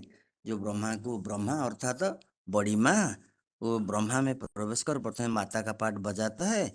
और जो ब्रह्मा द्वारा ब्राह्मण रहते हैं उनको ब्रह्मा कुमार और ब्रह्मा कुमारी कहा जाता है। वो जब आते हैं वो पहले उनके द्वारा वाणी चलाते हैं। वो जो वाणी को भी नाम पड़ा है मुरली। तो लोग समझ लेते हैं कि जो कृष्ण जो बांसक मुरली बजाते हैं उसी मुरली को समझ लेते हैं। वो कोई ये बांस का मुरली नहीं है, वो तो भगवान का मधुर वाणी है। जिसके जो जिस मधुर वाणी को वो माने गीता में गीता आकर लिखा हुआ है, जिसको सर्वशास्त्रमणि शास्त्रमय शिरोमणि गीता कहा जाता है। ऐसे ही भगवान आकर उनका दिव्य कर्तव्य कराता है। और जो ब्रह्मा कुमार संस्था भगवान बनाता है वो पहले माउंट आबू में शुरुआत हुई है। वो माउंट आबू में साधारण तौर में आए हुए ये जो तब भगवान ने बताया है कि जब मैं आता हूँ गुप्त रूप में आता हूँ, जब गुप्त रूप में आता हूँ तो ये साधारण मनुष्य मुझे नहीं चिन पाते हैं, नहीं पहचान नहीं पाते हैं। ये भी साधारण दादा लेखराज भी मुझे भी पहचान नहीं पाते हैं। और उनके द्वारा जो सब ब्राह्मण रहते हैं, ये ब्राह्मण भी दो प्रकार के बन जाते हैं। जैसे कि रावण, कुंभकर्ण, मेघनाद, ऐसे ही असुर ब्राह्मण बन जाते हैं। और विश्वामित्र वशिष्ठ जैसे अच्छी ब्राह्मण भी थोड़ा सा बनते हैं। ये तो मेघनाद, कुंभकर्ण जैसे बहुत ज्यादा ब्राह्मण बन जाते हैं। ये जो ब्राह्मण बन जाते हैं, वो ब्रह्मा का द्वारा जो ब्राह्मण बन जाते हैं, वो फिर जब कुछ समय के बाद ये ये जो ब्राह्मण, ये जब ब्रह्मा बाबा तो उनको रचा, वो माँ से रचा है, फिर ये ब्राह्मण भी माँ के ऊपर हावी हो जाते हैं। माँ को भी दुख देने के पश्चाताप नहीं करते हैं। तो वो ब्राह्मण, जब ब्राह्मण अणस्तरी में ये जो जो এটা ममा जब शरीर छोड़ा, उनके पीछे वो ब्राह्मण क्या करती हैं, तो जो विदेशियता आ जाते हैं, तो जो विदेशी जो प्रकाशमणि दादी, जो ये संचालिका, मुख्य संचालिका बन जाते हैं। अतः वो उनका संगठन, माने धीरे धीरे उनका संगठन बढ़ा लेते हैं। वो तो विदेशियता आ जाते हैं। फिर जब ब्रह्मा बाबा अणस्तरी में शरीर छोड़ देते हैं, वो अपना अपना, जैसे द्वापर युग से बनता है, ऐसे ही वो भी अपना अपना जोन शो बना लेते हैं। जैसे कि द्वापर शूटिंग हो जाता है, ऐसे ही वो यज्ञ चलता है। वो तो सब जो असुर ब्राह्मण संख्या बहुत बढ़ जाते हैं। फिर जब असुर ब्राह्मण संख्या बहुत बढ़ जाते हैं, ये तो ब्रह्मा बाबा चले जाते हैं। फिर ये तो जंगल में जैसे एक शेर जाएगा तो दूसरा शेर आ जाएगा। वो तो कभी जंगल खाली नहीं पड़ेगा। ऐसे ही यहाँ भी हुआ, अणस्तर में ब्रह्मा चल जाएगा तो फिर इसे दूसरा मूर्ति आ जाते हैं। और दूसरा मूर्ति भी फिर से जन्म लेकर फिर यज्ञ में आ जाते हैं। वो आकर वो पहले अणस्तरी से गुप्त वेश में रह जाते हैं। फिर वो 5 वर्ष में जब जैसे कि आज दुनिया में 5 वर्षीय योजना होता है, वो 5 वर्ष योजना करके फिर 6 स्तर में वो बाप रूप में प्रत्यक्ष हो जाते हैं। क्योंकि ये जो असुर ब्राह्मण जब बाप माँ के ऊपर हावी हो जाते हैं, जैसे कि सीधा अंगुली में घी नहीं निकलते, टेढ़ी अंगुली बनाना पड़ता है। ऐसे भी बाप का माने कड़ा पाठ होना होने करने के लिए बाप ने शिव बाप ने बाप का शरीर का आधार लिया, और जो राम बाप का शरीर आधार लेकर ये फिर दूसरा बार यज्ञ चलाया। वो जो यज्ञ चलाता है, अभी भी असुरी ये ब्राह्मण अभी तक भी वही काम चल रहे हैं। अभी भी ये असुरी ये जो बच्चों का भी जो भी माने ये विकार, वो सब तो नष्ट नहीं हुआ है। फिर जब बच्चे सब ये विकार नष्ट हो जाएंगे, संपूर्ण बन जाएंगे, फिर पवित्र बन जाएंगे, और फिर विष्णु पाठ आगे चलकर चलेगा। ऐसे ही भगवान का दिव्य कर्तव्य, भगवान आकर अपना दिव्य कर्तव्य करते हैं। और ये दिव्य कर्तव्य के बारे में समझाने के लिए वो दिव्य कर्तव्य तो करते हैं, उनका बारे में समझने के लिए जो आपको ब्रह्मा को जो हमारा आध्यात्मिक विश्वविद्यालय है, वहाँ पर आकर और ज़्यादा जो कुछ सुनना है, आकर आप लोग भी यहाँ सुन पाएंगे। ऐसे ही दीदी। ठीक है। ओम शांति। हाँ जी। 3 लोक के बारे में बहन जी बताएंगे। हाँ जी। जी, जो 3 लोक का जो चित्र है, उसमें वास्तव में स्टेज की बातें बताया है कि हम कैसे फिर वो परम धाम को कैसे फिर जाकर के आवेंगे, इसी के बारे में ये चित्र में बताया। तो 15 का 6 में बताया कि गीता में अर्जुन को बता रहा है कि मैं कहाँ का रहने वाला हूँ।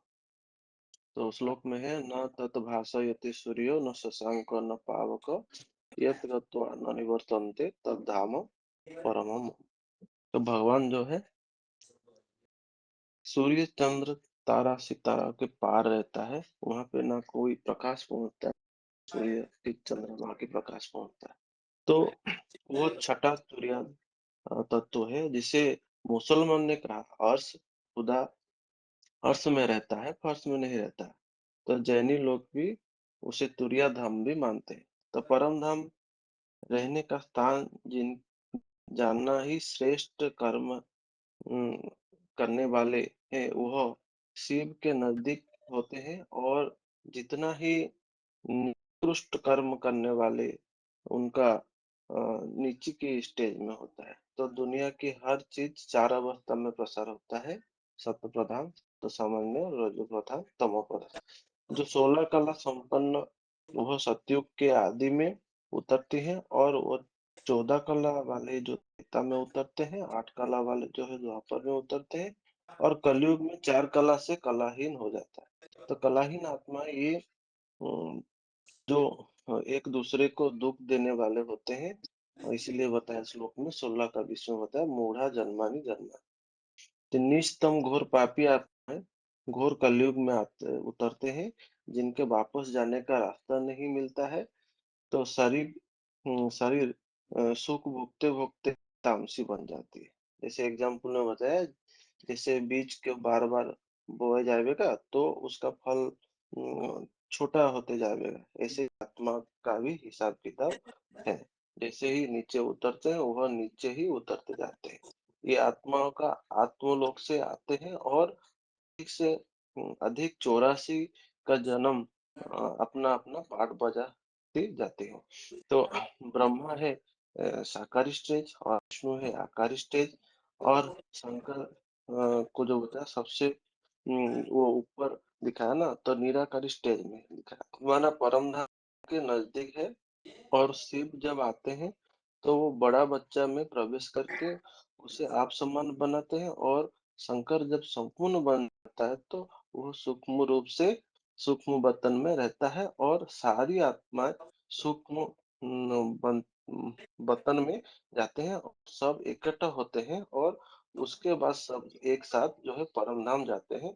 और परम धाम में सबसे नजदीक है ब्रह्मा विष्णु शंकर, और बाकी सब नंबरवार उनके सेक्शन है, उस सेक्शन अनुसार आत्माएं उत्तर उत्तर रहती है। जो वास्तव में बता रहे हैं कि सूक्ष्म बर्तन ऐसा कुछ होता नहीं है, तुम्हारा मनन चिंतन ही सूक्ष्म स्टेज है।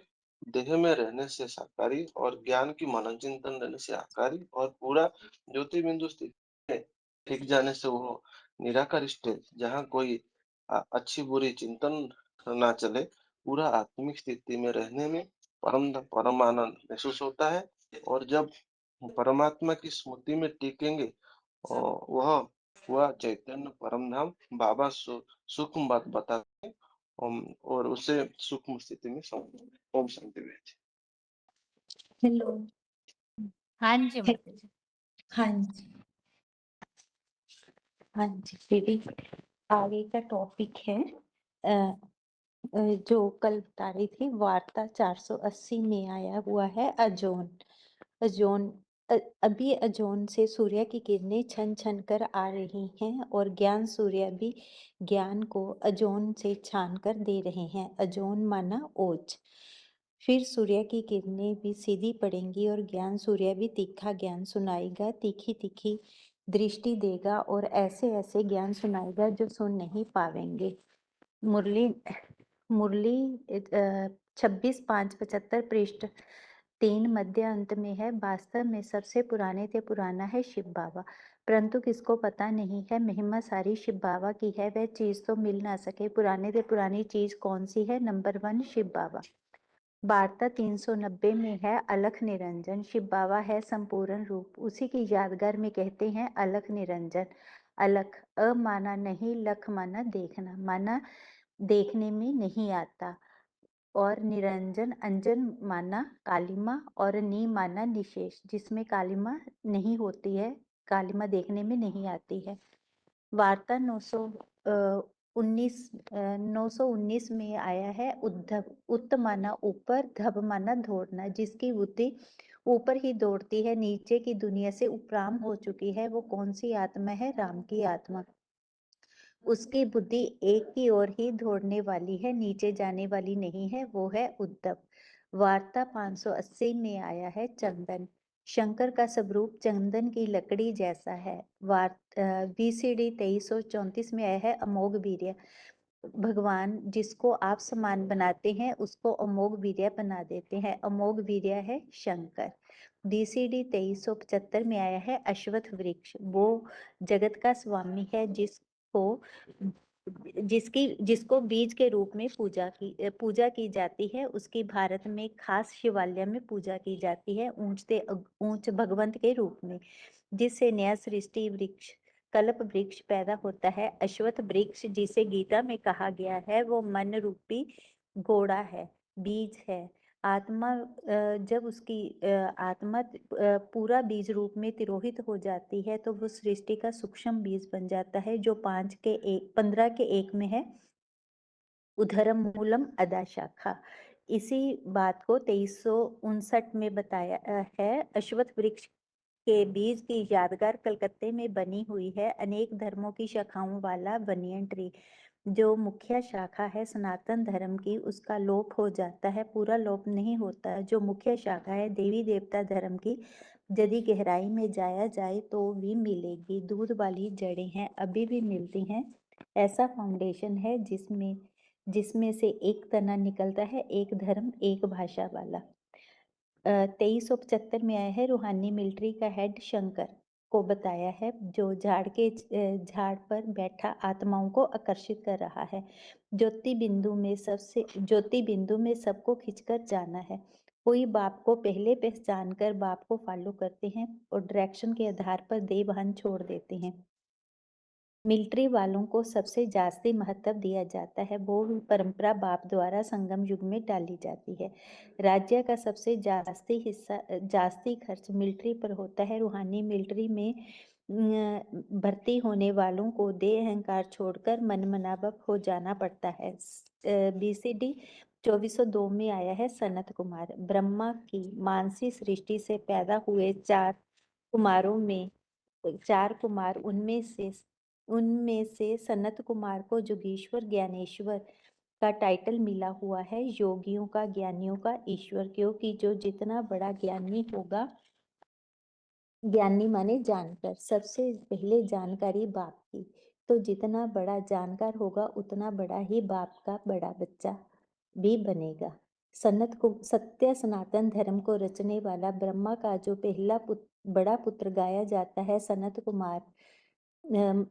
कुमार मनसा श्रेष्ठ, मानसी सृष्टि रचने में श्रेष्ठ गाया जाता है। 4 धर्म मुख्य है, सत्य सनातन धर्म, इस्लाम धर्म, बौद्ध धर्म, क्रिश्चियन धर्म। जैसे धर्मों के नाम धर्म पिता के नाम पर हैं, वैसे ही सनातन धर्म का नाम सनत कुमार के नाम पर पड़ता है। वार्ता 507 में एक मुखी रुद्राक्ष के बारे में आया है। एक मुख वाला रुद्राक्ष का मन का मिलता ही नहीं है, बहुत मुश्किल से मिलता है, वो है प्रजापिता। दुनिया वालों को नहीं मिलता, जिनको मिलता है वो भी निश्चय के चक्कर में आते रहते हैं, पहचानते नहीं। एक मुख का मन का बहुत बिरला होता है और बहुत महंगा भी मिलता है। 61 में आया है प्रजापिता ब्रह्मा जब अपूर्ण होता है तो 5 मुख वाला होता है, जब संपूर्ण बनता है तो एक मुख उड़ा दिया जाता है, काट दिया जाता है। मुरली 17-3-78 पृष्ठ 3 मध्य में बताया है, प्रजापिता ब्रह्मा तो जरूर जहाँ कल्प के संगम युग पर होना चाहिए, तब तो ब्राह्मणों की सृष्टि रची जाए। BCD 2375 में आया है अगुण ही सगुण नहीं कुछ बेदा। सदा शिव गुणों से भी परे है, अवगुणों से भी परे है, अगुण ही सगुण नहीं कुछ बेदा। दोनों ही भव सागर के दुखों से दूर करने वाले हैं, इसलिए बोला छोटा रूप याद नहीं आता तो बड़े रूप को पहचान करके याद करो। वार्ता 914 में है शिव और शंकर। शिव में शिवा समाई हुई है और शिवा में शिव समाया हुआ है। दोनों अलग अलग नहीं है, दोनों की मत भी अलग अलग नहीं है, समझने की बात है। तो ऐसे ही 494 बोला है, दोनों एक दूसरे के पूरक हैं। दोनों के मेल से ही एक पर्सनैलिटी बनती है, जिसे कहते हैं शिव शंकर, जिसे कहते हैं शिव बाबा। 2390 में आया है अकारी, सकारी और निराकारी। ब्राह्मणों के बीच में बाप के रूप में एक ही आत्मा है जो सकारी, अकारी और निराकार जो सकारी से अकारी, अकारी से निराकारी बनती है। आदि में सकारी था, अविनाशी रुद्र ज्ञान यज्ञ का आरंभ किया सकारी था तब फिर सकारी से अकारी बना, मनन चिंतन मंथन की स्टेज वाला बन गया। जब आत्मा मनन चिंतन मंथन करती है तो देह की दुनिया, देह के पदार्थ, 5 तत्वों का चिंतन नहीं करती है, पक्का आध्यात्मिक चिंतन करती है। आत्मा के बारे में आत्मा के पंचभूतों का चिंतन नहीं, भौतिकवादी चिंतन नहीं, सिर्फ मनन चिंतन मंथन की स्टेज। देह में रहते रहते अकारी बने, शरीर छोड़कर नहीं। देह रहते रहते बुद्धि की सूक्ष्म स्टेज धारण कर ले, उसे कहा जाता है फरिश्ता। देह की दुनिया से कोई रिश्ता नहीं। निराकार माना, नो संकल्प एट ऑल, कोई मनन चिंतन मंथन नहीं, सिर्फ बिंदी। वार्ता 476 में आया है चित्रगुप्त। चित्रगुप्त है लेकिन गुप्त है। चित्र तो है लेकिन गुप्त है, साकार तो है लेकिन कोई भी उसे पहचान नहीं पाता, इसलिए उसे कहते हैं चित्रगुप्त। वार्ता VCD 2371 में आया है सदा काल सदाशिव। शिव बाप सदा काल नहीं है सृष्टि पर, फिर सदाशिव कौन है जो वर्तमान भूत भविष्य में हमेशा होता है। सकार सो निराकार का कंबाइंड रूप, जो किसी को भी सदा दिखाई नहीं देता, वो है शिव बाबा। शिव आत्मा और बाबा बड़ा रूप, इन दोनों का कंबाइंड रूप प्रवृत्ति मार्ग की यादगार है। शिव बाबा प्रवृत्ति मार्ग वाली आत्मा है। VCD 1229 में है कलंकी दर। यदि प्रजापिता पर कलंक नहीं लगेंगे तो पाप कैसे कटेंगे। कृष्ण काला होता है तो कलंक लगते हैं, गोरा होता है तो कलंक नहीं लगते। और वार्ता 610 में भी आया हुआ है, विनाश का कारण वो है जो सदैव सत्य है, सदा सच है। उसको दुनिया झूठ बोलेगी, कलंक लगा देगी, वो ही विनाश का कारण बनेगा। जे धर्म युद्ध है, सत्य असत्य का युद्ध है।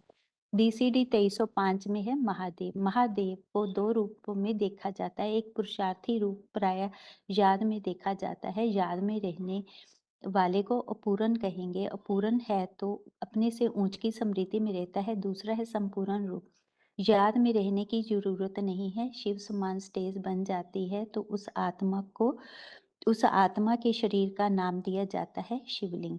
2384 में भी आया है, महादेव कहते हैं उसे भगवान नहीं, जब सदा काल की एकाग्रता को धारण कर ले, जिसे कहते हैं निर्संकल्पी स्टेज। 100% एकाग्र, मनन चिंतन मंथन की दरकार नहीं है। सदैव जाद स्वरूप, ऐसा जाद स्वरूप जो देखे इन आंखों से, जो सुने इन कानों से, उसे अनुभव होने लगे कि साकार सो निराकार मेरा बाप आ गया। महेश, महान ईश्वर तब कहा जाता है जब सारी दुनिया पे शासन करके दिखावे, विश्व की बादशाही लेके दिखावे। 2386 में है बाप टीचर सतगुरु। वो बाप के रूप में ज्ञान का बीज डालने वाला पिता है, टीचर के रूप में गीता ज्ञान की व्याख्या करने वाला व्याख्याकारों में सबसे बड़ा व्याख्याकार है। सांख्य योग का प्रणेता कपिल मुनि है, जिसकी बसाई कौंपिल्य नगरी में पांडवों ने लंबे समय तक वास किया था। सुनी सुनाई बातों के आधार पर व्याख्या नहीं है। और गुरु के रूप में सबके सतगुरु, चाहे देवता, चाहे मनुष्य, चाहे राक्षस हो, सबके सतगुरु। हर आत्मा को एक जन्म की सदगति का अनुभव जरूर होता है। आत्मा सो परमात्मा 2386 BCD। जब परम पिता शिव इस सृष्टि पर आते हैं, पहले पिता का टाइटल लेते हैं, फिर पति का टाइटल लेते हैं। उस हीरो पाटधारी का शिव बाप उस हीरो पाटधारी का आधार लेते हैं और उसे टाइटल देते हैं आत्मा सो परमात्मा। वो एक ही ऐसा हीरो पाटधारी है जिसका टाइटल कोई क्रॉस नहीं कर सकता। भोगी आत्माओं के बीच परमपिता परमात्मा क्या है? बाप समान स्टेज वाला। निराकारी बाप निराकारी स्टेज वाला है, इसलिए उसे कहते हैं सदाशिव। वो एक ही भोगी आत्मा है जो ज्ञान का वर्षा एक ही भोगी आत्मा को ज्ञान का वर्षा देते हैं। क्या पक्षपाती हैं? नहीं। राजयोग की पढ़ाई का नियम है, जो जितनी राजयोग की पढ़ाई पढ़ेगा जितना पढ़ाई को महत्व देगा, एडी चोटी की सारी शक्तियां लगा करके जो जितनी पढ़ाई पढ़ेगा, वो पढ़ाई गीता ज्ञान द्वारा पढ़ाई जाती है, वो उतना ही चोटी का राजा बनेगा और ज्यादा जन्मों में वो राजा बनेगा। हीरो पाटधारी 2387 BCD। हीरो पाटधारी हर युग में हीरो पाट बजाता है। वो पाठ चाहे साहित्य का क्षेत्र हो, धर्म का क्षेत्र हो, हिंसक युद्ध का क्षेत्र हो, राजाओं के राजा का ऊंचा टाइटल लेता है, इसलिए ऊंचते ऊंच सूर्य है। वो सदैव ज्ञान की रोशनी देने वाला है, इस सृष्टि रूपी रंगमंच पर सच्चा है, इसीलिए पूजने योग्य है। वेद व्यास ये हीरो पाटधारी आत्मा है जो द्वापुर के आदि से वेद व्यास कही जाती है। साहित्य के क्षेत्र में भी ऊंच से ऊंच पाठ बजाने वाली है। गीता में आया श्लोक व्यासत प्रसादात। गीता ज्ञान व्यास की प्रसन्नता से मिला। मनुष्य रूप में जिस व्यक्तित्व ने गीता लिखी, सर्वोपरि ग्रंथ दुनिया का, जिस ज्ञान की गहराई को दूसरे धर्म वाले आज भी लोहा मानते हैं, इतना गहराई का ज्ञान इस ग्रंथ में है कि दुनिया के और ग्रंथ में नहीं है। इस ग्रंथ का हर भाषा में अनुवाद हुआ। दुनिया का सबसे पुराना ग्रंथ है श्रीमद् भागवत गीता, जिसे आदि सनातन धर्म की स्थापना होती है। ऐसे ही 572 वार्ता में बोला है, व्यास में इतना ज्ञान कहाँ से आया? संगम युग से, क्योंकि आत्मा में सारे संस्कार अभी भरते हैं। 2411 BCD में है विवस्वत मनु। शिव बाप कहते हैं, मैं जब आता हूँ तो जिसको ज्ञान देता हूँ उसे सूर्य का टाइटल देता हूँ। तो जैसे मनुष्य सृष्टि का वो ज्ञान सूर्य हो गया, उसका नाम दिया भैवस्वत पहला मनु। वार्ता 633 में है कामदेव को भस्म करने वाला। एक ही देवता है जिसके लिए गायन है, काम दहन करने वाला, काम विकार को भस्म कर दिया। ऐसा व्यक्तित्व जिसने अपने अंदर की जो कामुक वृत्तियां थी, जो राजयोग द्वारा पहले भस्म किया गया, जिसके लिए गाया जाता है होई हो काम अनंग। संपूर्ण लिंग 2316 में है। संपूर्ण लिंग में हीरा जड़ा हुआ है। हीरा भी पत्थर है। वो कलयुग अंत में पत्थर बुद्धि की यादगार है और संगम युग में हीरो पाटधारी है। लिंग में इंद्रियां हैं, लेकिन बाप की याद में रहने के कारण वो इंद्रियां अपना फल नहीं भोगती, इसलिए शिवलिंग के आंख कान नाक नहीं दिखाए जाते। परब्रह्म लोक 2852 नंबर की कैसेट है। आत्मा की शांति के लिए जा तो शांति लोक, जहाँ परब्रह्म लोक में जाना पड़े। परब्रह्म लोक भी ऐसा है जिसका शरीर एकदम लाइट का गोला बन जाता है, उसे शास्त्रों में हिरण्य गर्भ कहा है, मतलब सोने का गर्भ कहा है, और एकदम प्योर सोने का, जिसकी तुलना में कहेंगे जड़ सूर्य प्रातः काल जैसे उगता है, सोने की थाली जैसा दिखाई देता है। ऐसे ही शिव बाप जिस रथ में आते हैं उसे सोना बना देते हैं। गीता में आया है, ना सतो विद्यते भावो ना भावो विद्यते सता। उसका ऐसा शरीर है जो सृष्टि पर कभी भी खत्म नहीं होता। वो एक ही शरीर 500-700 करोड़ आत्माओं के बीच में है। जिस शरीर का नाम शिव के साथ जोड़ा जाता है, शिव शंकर भोलेनाथ, एकदम ऐसा सत्य आप समान, एकदम सोने जैसा। भगवान कौन है? 2411 नंबर BCD में है। भगवान निराकार और साकार के मेल को कहते हैं, जो दुनिया में सबसे ज्यादा पावरफुल निराकारी स्टेज वाला है और जो सबसे जास्ती साकार शरीर धारण करने वाला है। उससे जास्ती जन्म लेने वाला कोई नहीं है सृष्टि में। उसका शरीर तो कभी भी विनाश नहीं होता, उसे कहते हैं भगवान। मुकर्रर रथ BCD 1660 में है। टेम्परेरी रथ वो है जो ना आदि में होता है और ना बाद में रहता है। मुकर्रर रथ वो है जो आदि में भी था और अंत में भी रहता है। हेलो, हाँ जी माता जी। दीदी अभी ये यहाँ तक ही रखे। हाँ जी, ठीक है सर। ओम शांति। ओम शांति। आगे बताइए माता जी। हाँ दीदी, मुझे तो यही पूछना था कि आप भगवान सर्वव्यापी का श्लोक मुझे इनका किसी को बताना है, तो हमें पता नहीं है श्लोक वो कौन सा आता है। वही पूछना था। ठीक है माता जी, यहाँ कोई ना कोई बता देंगे अभी ना सर्वव्यापी का टॉपिक, हाँ उस समय फिर आप आ- देखिएगा, ठीक है। हाँ हाँ दीदी, एक भी प्रश्न था, वो नए माता जी हाँ निकले अभी कोर्स किया, तो वो बोल रहे थोड़ा कैसा तुमने सुना तो शिव बाबा कैसे सदा कायम है, तो हमें कैसे बताना है उसको। इस सृष्टि पर सदा कायम शिव बाबा है, तो वो कैसे, हम तो ऐसे बताए कि महाराणा प्रताप वो सब पार्ट तो राम वाली आत्मा का है, तो उसमें क्या ज्ञान का याद याद भरा हुआ है, ऐसे कैसे बताना है हमें। मतलब प्रश्न यहाँ क्या है, सदा कायम कैसे है या हाँ किस कैसे रूप शिव में बाबा है? है, हाँ कैसे है शिव बाबा सदा कायम, वो यहाँ कैसे शिव बता सकते हैं हम। बाबा ने उसके लिए बोला है ना कि शिव बाबा जिस तन में प्रवेश करते तो आत्मा इस सृष्टि पर ऑलराउंड पार्ट बन जाती है, उनका सृष्टि पर कोई हाँ पार्ट कम नहीं होता है। हाँ ये बात तो सही है, पर उसको प्रूफ कैसे दे कि सदा कायम महाराणा प्रताप, शिवाजी, पृथ्वीराज चौहान, ये सब हम्म। तो राम वाले के आदमी, पर वो तो क्या साकार है, पर वो कैसे हम प्रूफ इनको साबित कर सकते हैं। वो माता जी मुझे एक प्रश्न पूछा तो बताते, मैं कि तो मैं एक बार दीदी को पूछूंगी, फिर बाद में बताऊंगी आपको।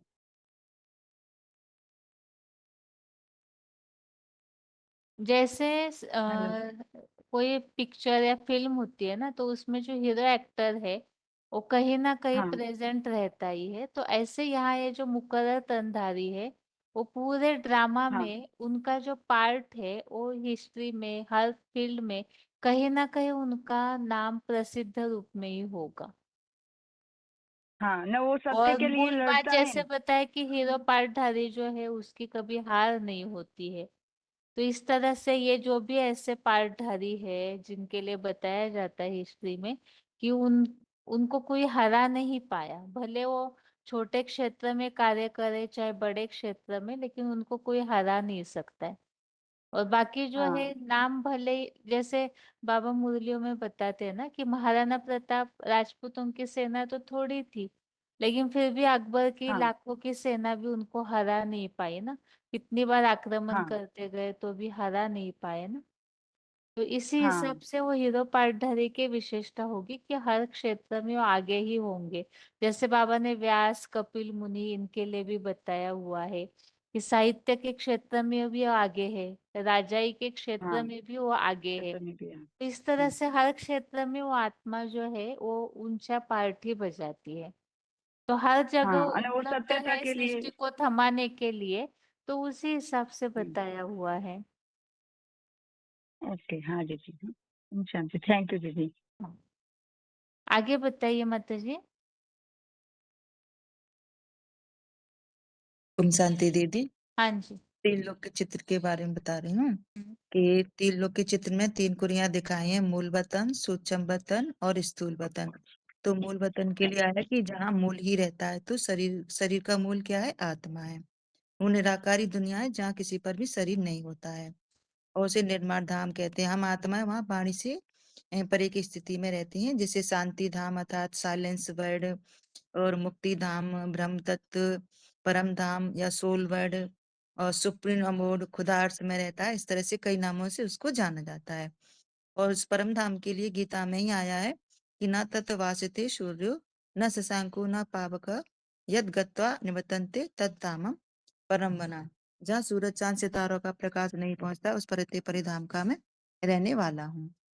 अब ये आत्मा सृष्टि रूपी रंगमंच पर आई कहाँ से? तो इसके लिए भी गीता में ही बताया है कि अव्यक्तात् व्यक्तया सर्वे प्रभवन्ति अहिराग में रात्रांते प्रलीयन्ते तत्र एव अव्यक्त सज्जके। यानी शूटिंग पीरियड में ब्रह्मा का दिन आने पर वो निराकारी अव्यक्त धाम से आत्मलोक से सभी व्यक्ति प्राणी नंबर वाइज सृष्टि पर आते हैं, और फिर ब्रह्मा की अंधकार की रात्रि में अंत में सभी अव्यक्त धाम नामक उसी परम धाम में नंबरवार 7 अरब की संख्या में लीन हो जाते हैं। और परमात्मा के लिए आया कि वो अजन्मा है, क्योंकि गीता में आया है कि यो मां अजम अनादि च वेत्ति लोक महेश्वरम असमूढ़ समृत्युषु सर्व पापे प्रमुच्यते। कि जो मुझको अजन्मा अनादि और त्रिलोकी का मान शासक जानता है, वह मनुष्यों में मोह रहित हुआ सब पापों से भली भांति मुक्त हो जाता है। और परम धाम में जो आत्माओं का क्रम है उसके लिए बताया कि जो जितनी सृष्टि पर रंगमंच पर आकर श्रेष्ठ कर्म करने वाली आत्मा है ना, वह आत्मा उतनी परिते परे भगवान के नजदीक रहने वाली होगी। और जितनी भी निष्कृष्ट कर्म करने वाली, पाठ बजाने वाली आत्माएं, वह उतना ही नीचे की ओर होती है, उनकी संख्या जास्ती होती है। और जो जितनी सूक्ष्म आत्मा होगी उतनी ही वो पावरफुल होगी और पृथ्वी के उतनी ही दूरी पर जा सकेगी, अर्थात 5 तत्वों के आकर्षण से उतनी ही वो परे हो जाएगी। और जितनी स्थूल आत्मा होगी वह उतनी ही पृथ्वी के 5 तत्वों के नजदीक रहेगी। तो जो आत्मा जितनी परिते परे रहने वाली होगी, उसकी बुद्धि भी उतनी परिते परे होगी। और जो जितनी ज्यादा बुद्धि में परे होगा, वो उतना ही दूसरों को कंट्रोल भी कर सकेगा, अपनी परिधि में उनको रख सकेगा। तो सबसे ऊंची स्टेज में परमात्मा की, फिर उसके बाद मनुष्यों में नंबरवार श्रेष्ठ आत्माओं की है। और मनुष्य आत्माओं के नीचे स्टेज में जो पशु पक्षी आत्माएं, उनसे भी फिर नीचे कीड़े मकोड़े की, उनसे भी नीचे कीटाणु हैं, पेड़ पौधे की भी आत्मा रहती हैं। तो जितनी ऊंची स्टेज वाली आत्मा उतनी ही नई सृष्टि में पहले आती हैं, और जितनी नीची स्टेज वाली आत्मा है वो लास्ट में तामसी स्टेज में सृष्टि पर आती हैं। और इस आत्मा का जो झाड़ परम धाम में दिखाया है ना, वो एक उल्टे वृक्ष की तरह दिखाया है, तो जिसके लिए गीता में आया है, ऊर्ध्वम मूलम अधस्सा का असस्य प्राहु अव्यय छंदासी यस्य प्रणानी या तम वेद स वेदवित। यानी ऊपर जड़ों वाले, अधोमुखी शाखाओं वाले, छंदों रूपी जिसके पत्ते हैं, अशस्त्र उस अविनाशी को कहा है, और उसको जानना है, वह वेदों का ही ज्ञाता है। तो और 3 लोक के चित्र का जो बारे में बताया है, उसके लिए बीसीडी में आया 1173 में आया है कि ऊपर ब्रह्मलोक, बीच में सूक्ष्म लोक और नीचे पृथ्वी लोक है, जैसे हम कहते हैं मनुष्य लोक। मनुष्य लोक नीचे, सूक्ष्म लोक बीच में, और उससे ऊपर ब्रह्मलोक है। ब्रह्मलोक से आत्माएं लगातार नीचे आती हैं, लेकिन वापस जाने का रास्ता उन्हें नहीं मालूम रहता है। और 1173 में भी ये आया है कि आत्माओं की जातियां तो हैं, वे निमित संख्या जब पूरी होती है और जब पूरी यहाँ सृष्टि पर सब उतर के आ जाती है, तब अंत में परमात्मा बाप आते हैं और सबको जाने का रास्ता बताते हैं। बीसीडी 1064 में आया है कि ये दुनिया ही सारी मनुष्य सृष्टि का बड़ा रंगमंच है, बेहद का रंगमंच। इसके लिए विलियम शेक्सपियर जो है, उन्होंने भी अपनी रचना में लिखा है कि ये सृष्टि एक रंगमंच है और हम सभी आत्मा पाठधारी हैं। तो हम सभी आत्मा पाठधारी हैं ड्रामा की, ये सब बेहद का बड़ा नाटक है। इस नाटक में नंबरवार सभी एक्टर्स हैं। आत्मा 84 का चक्र लगाती है, तो 84 जन्मों में वो अनेक प्रकार के चोले धारण करती है। और जब आत्मा परम धाम से आई थी तो शरीर रूपी वस्त्र को लेकर के नहीं आती है, फिर यहाँ वस्त्र धारण करके पाठ बजाती है। आत्मा ही एक शरीर छोड़ करके दूसरा पाठ बजाती है, भिन्न नाप, भिन्न रूप, भिन्न चोला बदल करके पहन करके पाठ बजाती है। और सृष्टि की आयु भी लाखों वर्ष बता दी।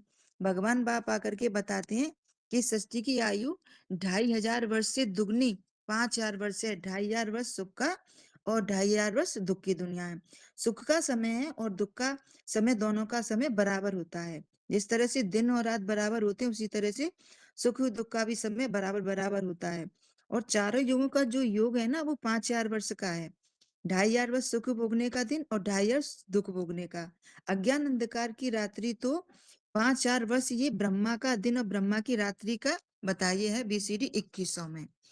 और षष्ठी का चक्र कैसे फिरता है, ये कि षष्ठी भी पहले सतो प्रधान, फिर रजो प्रधान, फिर तमो प्रधान, चार युगों से सारी षष्ठी प्रसार होती है। और षष्ठी के अंदर ही सब कुछ है।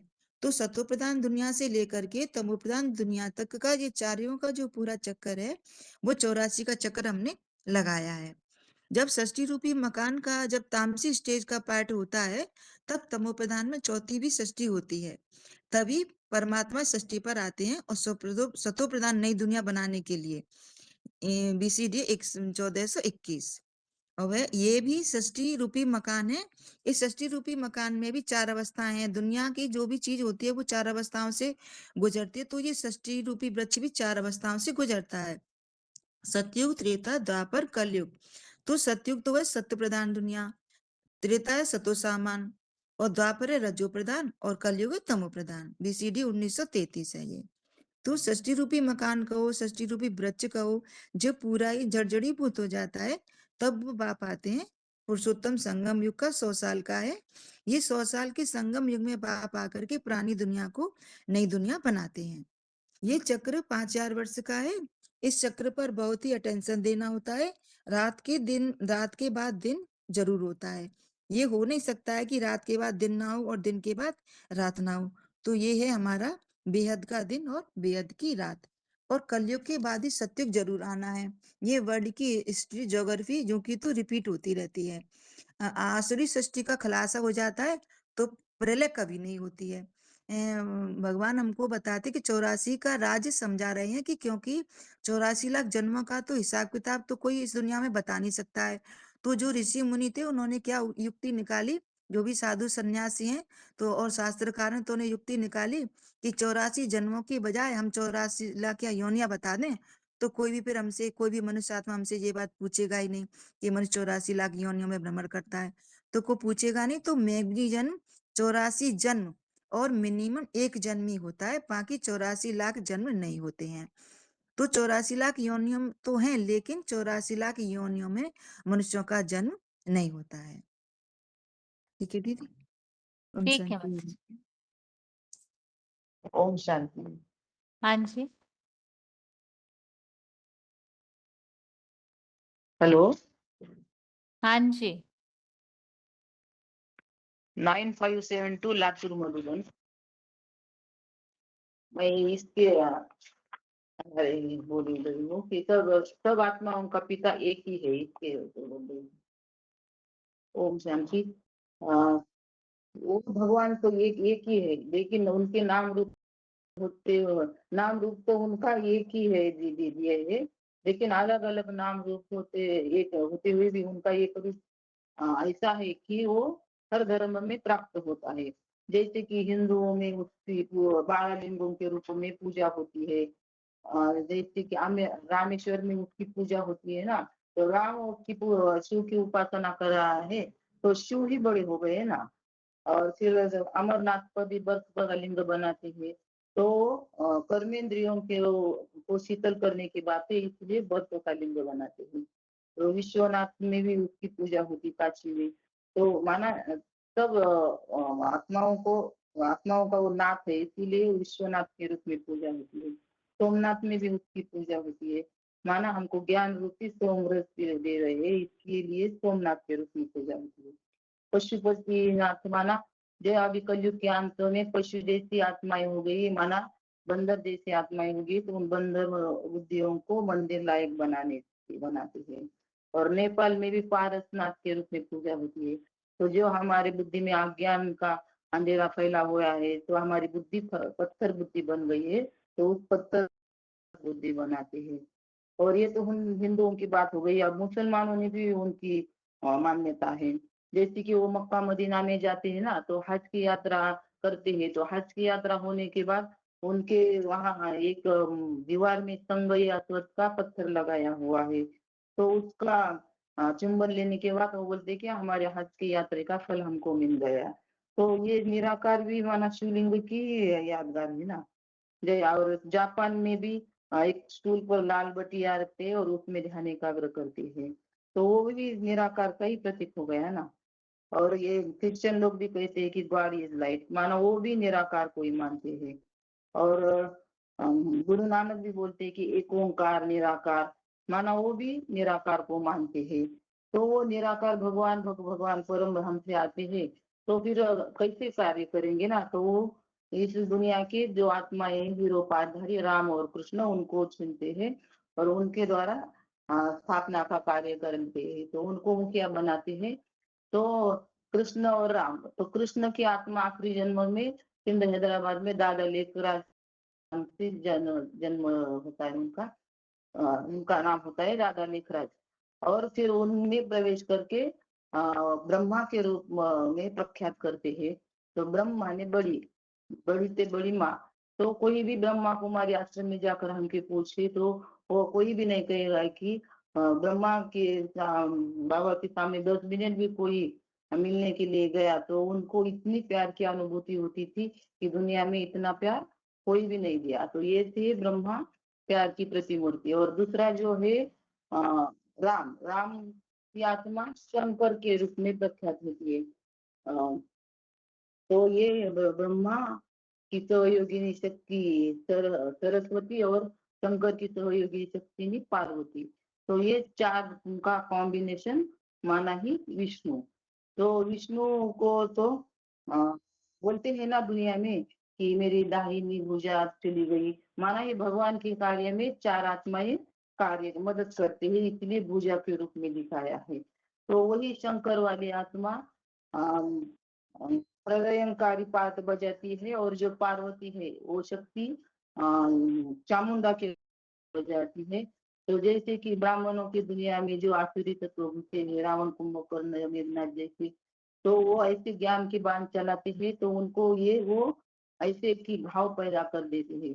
और जो वशिष्ठ मित्र जैसे आत्मा है, उनको वही वाक्य प्यारे लगते हैं। तो वो विष्णु का माना ये चारों का सम्मिश्रण पार्ट माना ही विष्णु। तो विष्णु अगर चार भुजाओं वाला होता तो दुनिया में ऐसा कोई तो भी व्यक्ति दिखाई देना चाहिए था ना। तो ऐसी कोई बात नहीं है। और जैसे कि रावण को भी 10 सिर दिखाते हैं, तो 10 सिर माना ये 10 धर्म मिलकर के दुनिया में इतना प्रजातंत्र फैलाते हैं कि आज जो दुनिया है कि विनाश की तरफ जा रही है। तो और अभी परमपिता परमात्मा आए हैं, तो हमको सबको राजयोग सिखा करके यहाँ कायदेशीर देवी देवताओं का माना राज्य स्थापन करने के लिए वो आए हैं। इतना ही थोड़ा ही बता दीजिए। ठीक है। ओम शांति।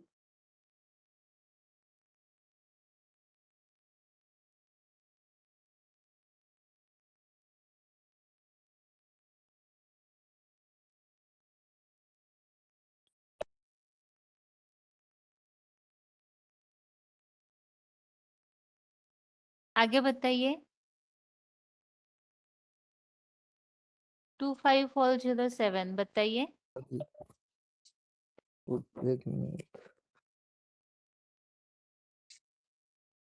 कहाँ तक बताए तो बहन जी, पतित पावनी गंगा नहीं तो शंकर के ऊपर विराजमान क्यों है? शिव शंकर से साकार संबंध जोड़ने के बाद ही गंगा शंकर के सर पर विराजमान होती है।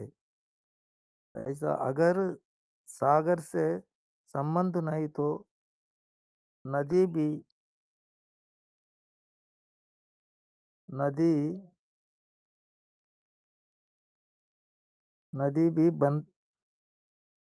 बन जाती। नदी अव्यक्तवाणी 16:1 69 आदि। और अनेक मठपंथों द्वारा गीता की 108 अधिक टीकाएं, वैसे ही ब्रह्मा बाबा की शास्त्रोकारों की खराबर बार बार क्यों दो हराई?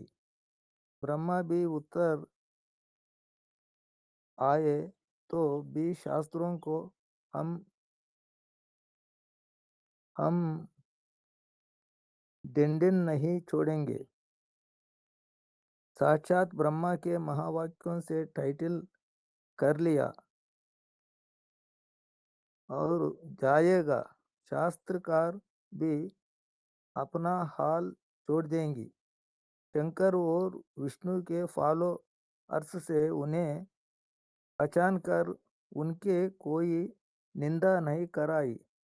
प्रमाण आत्मा सो परमात्मा, तो परमात्मा की याद से मुक्ति का उल्लेख गीता में क्यों आया है? जब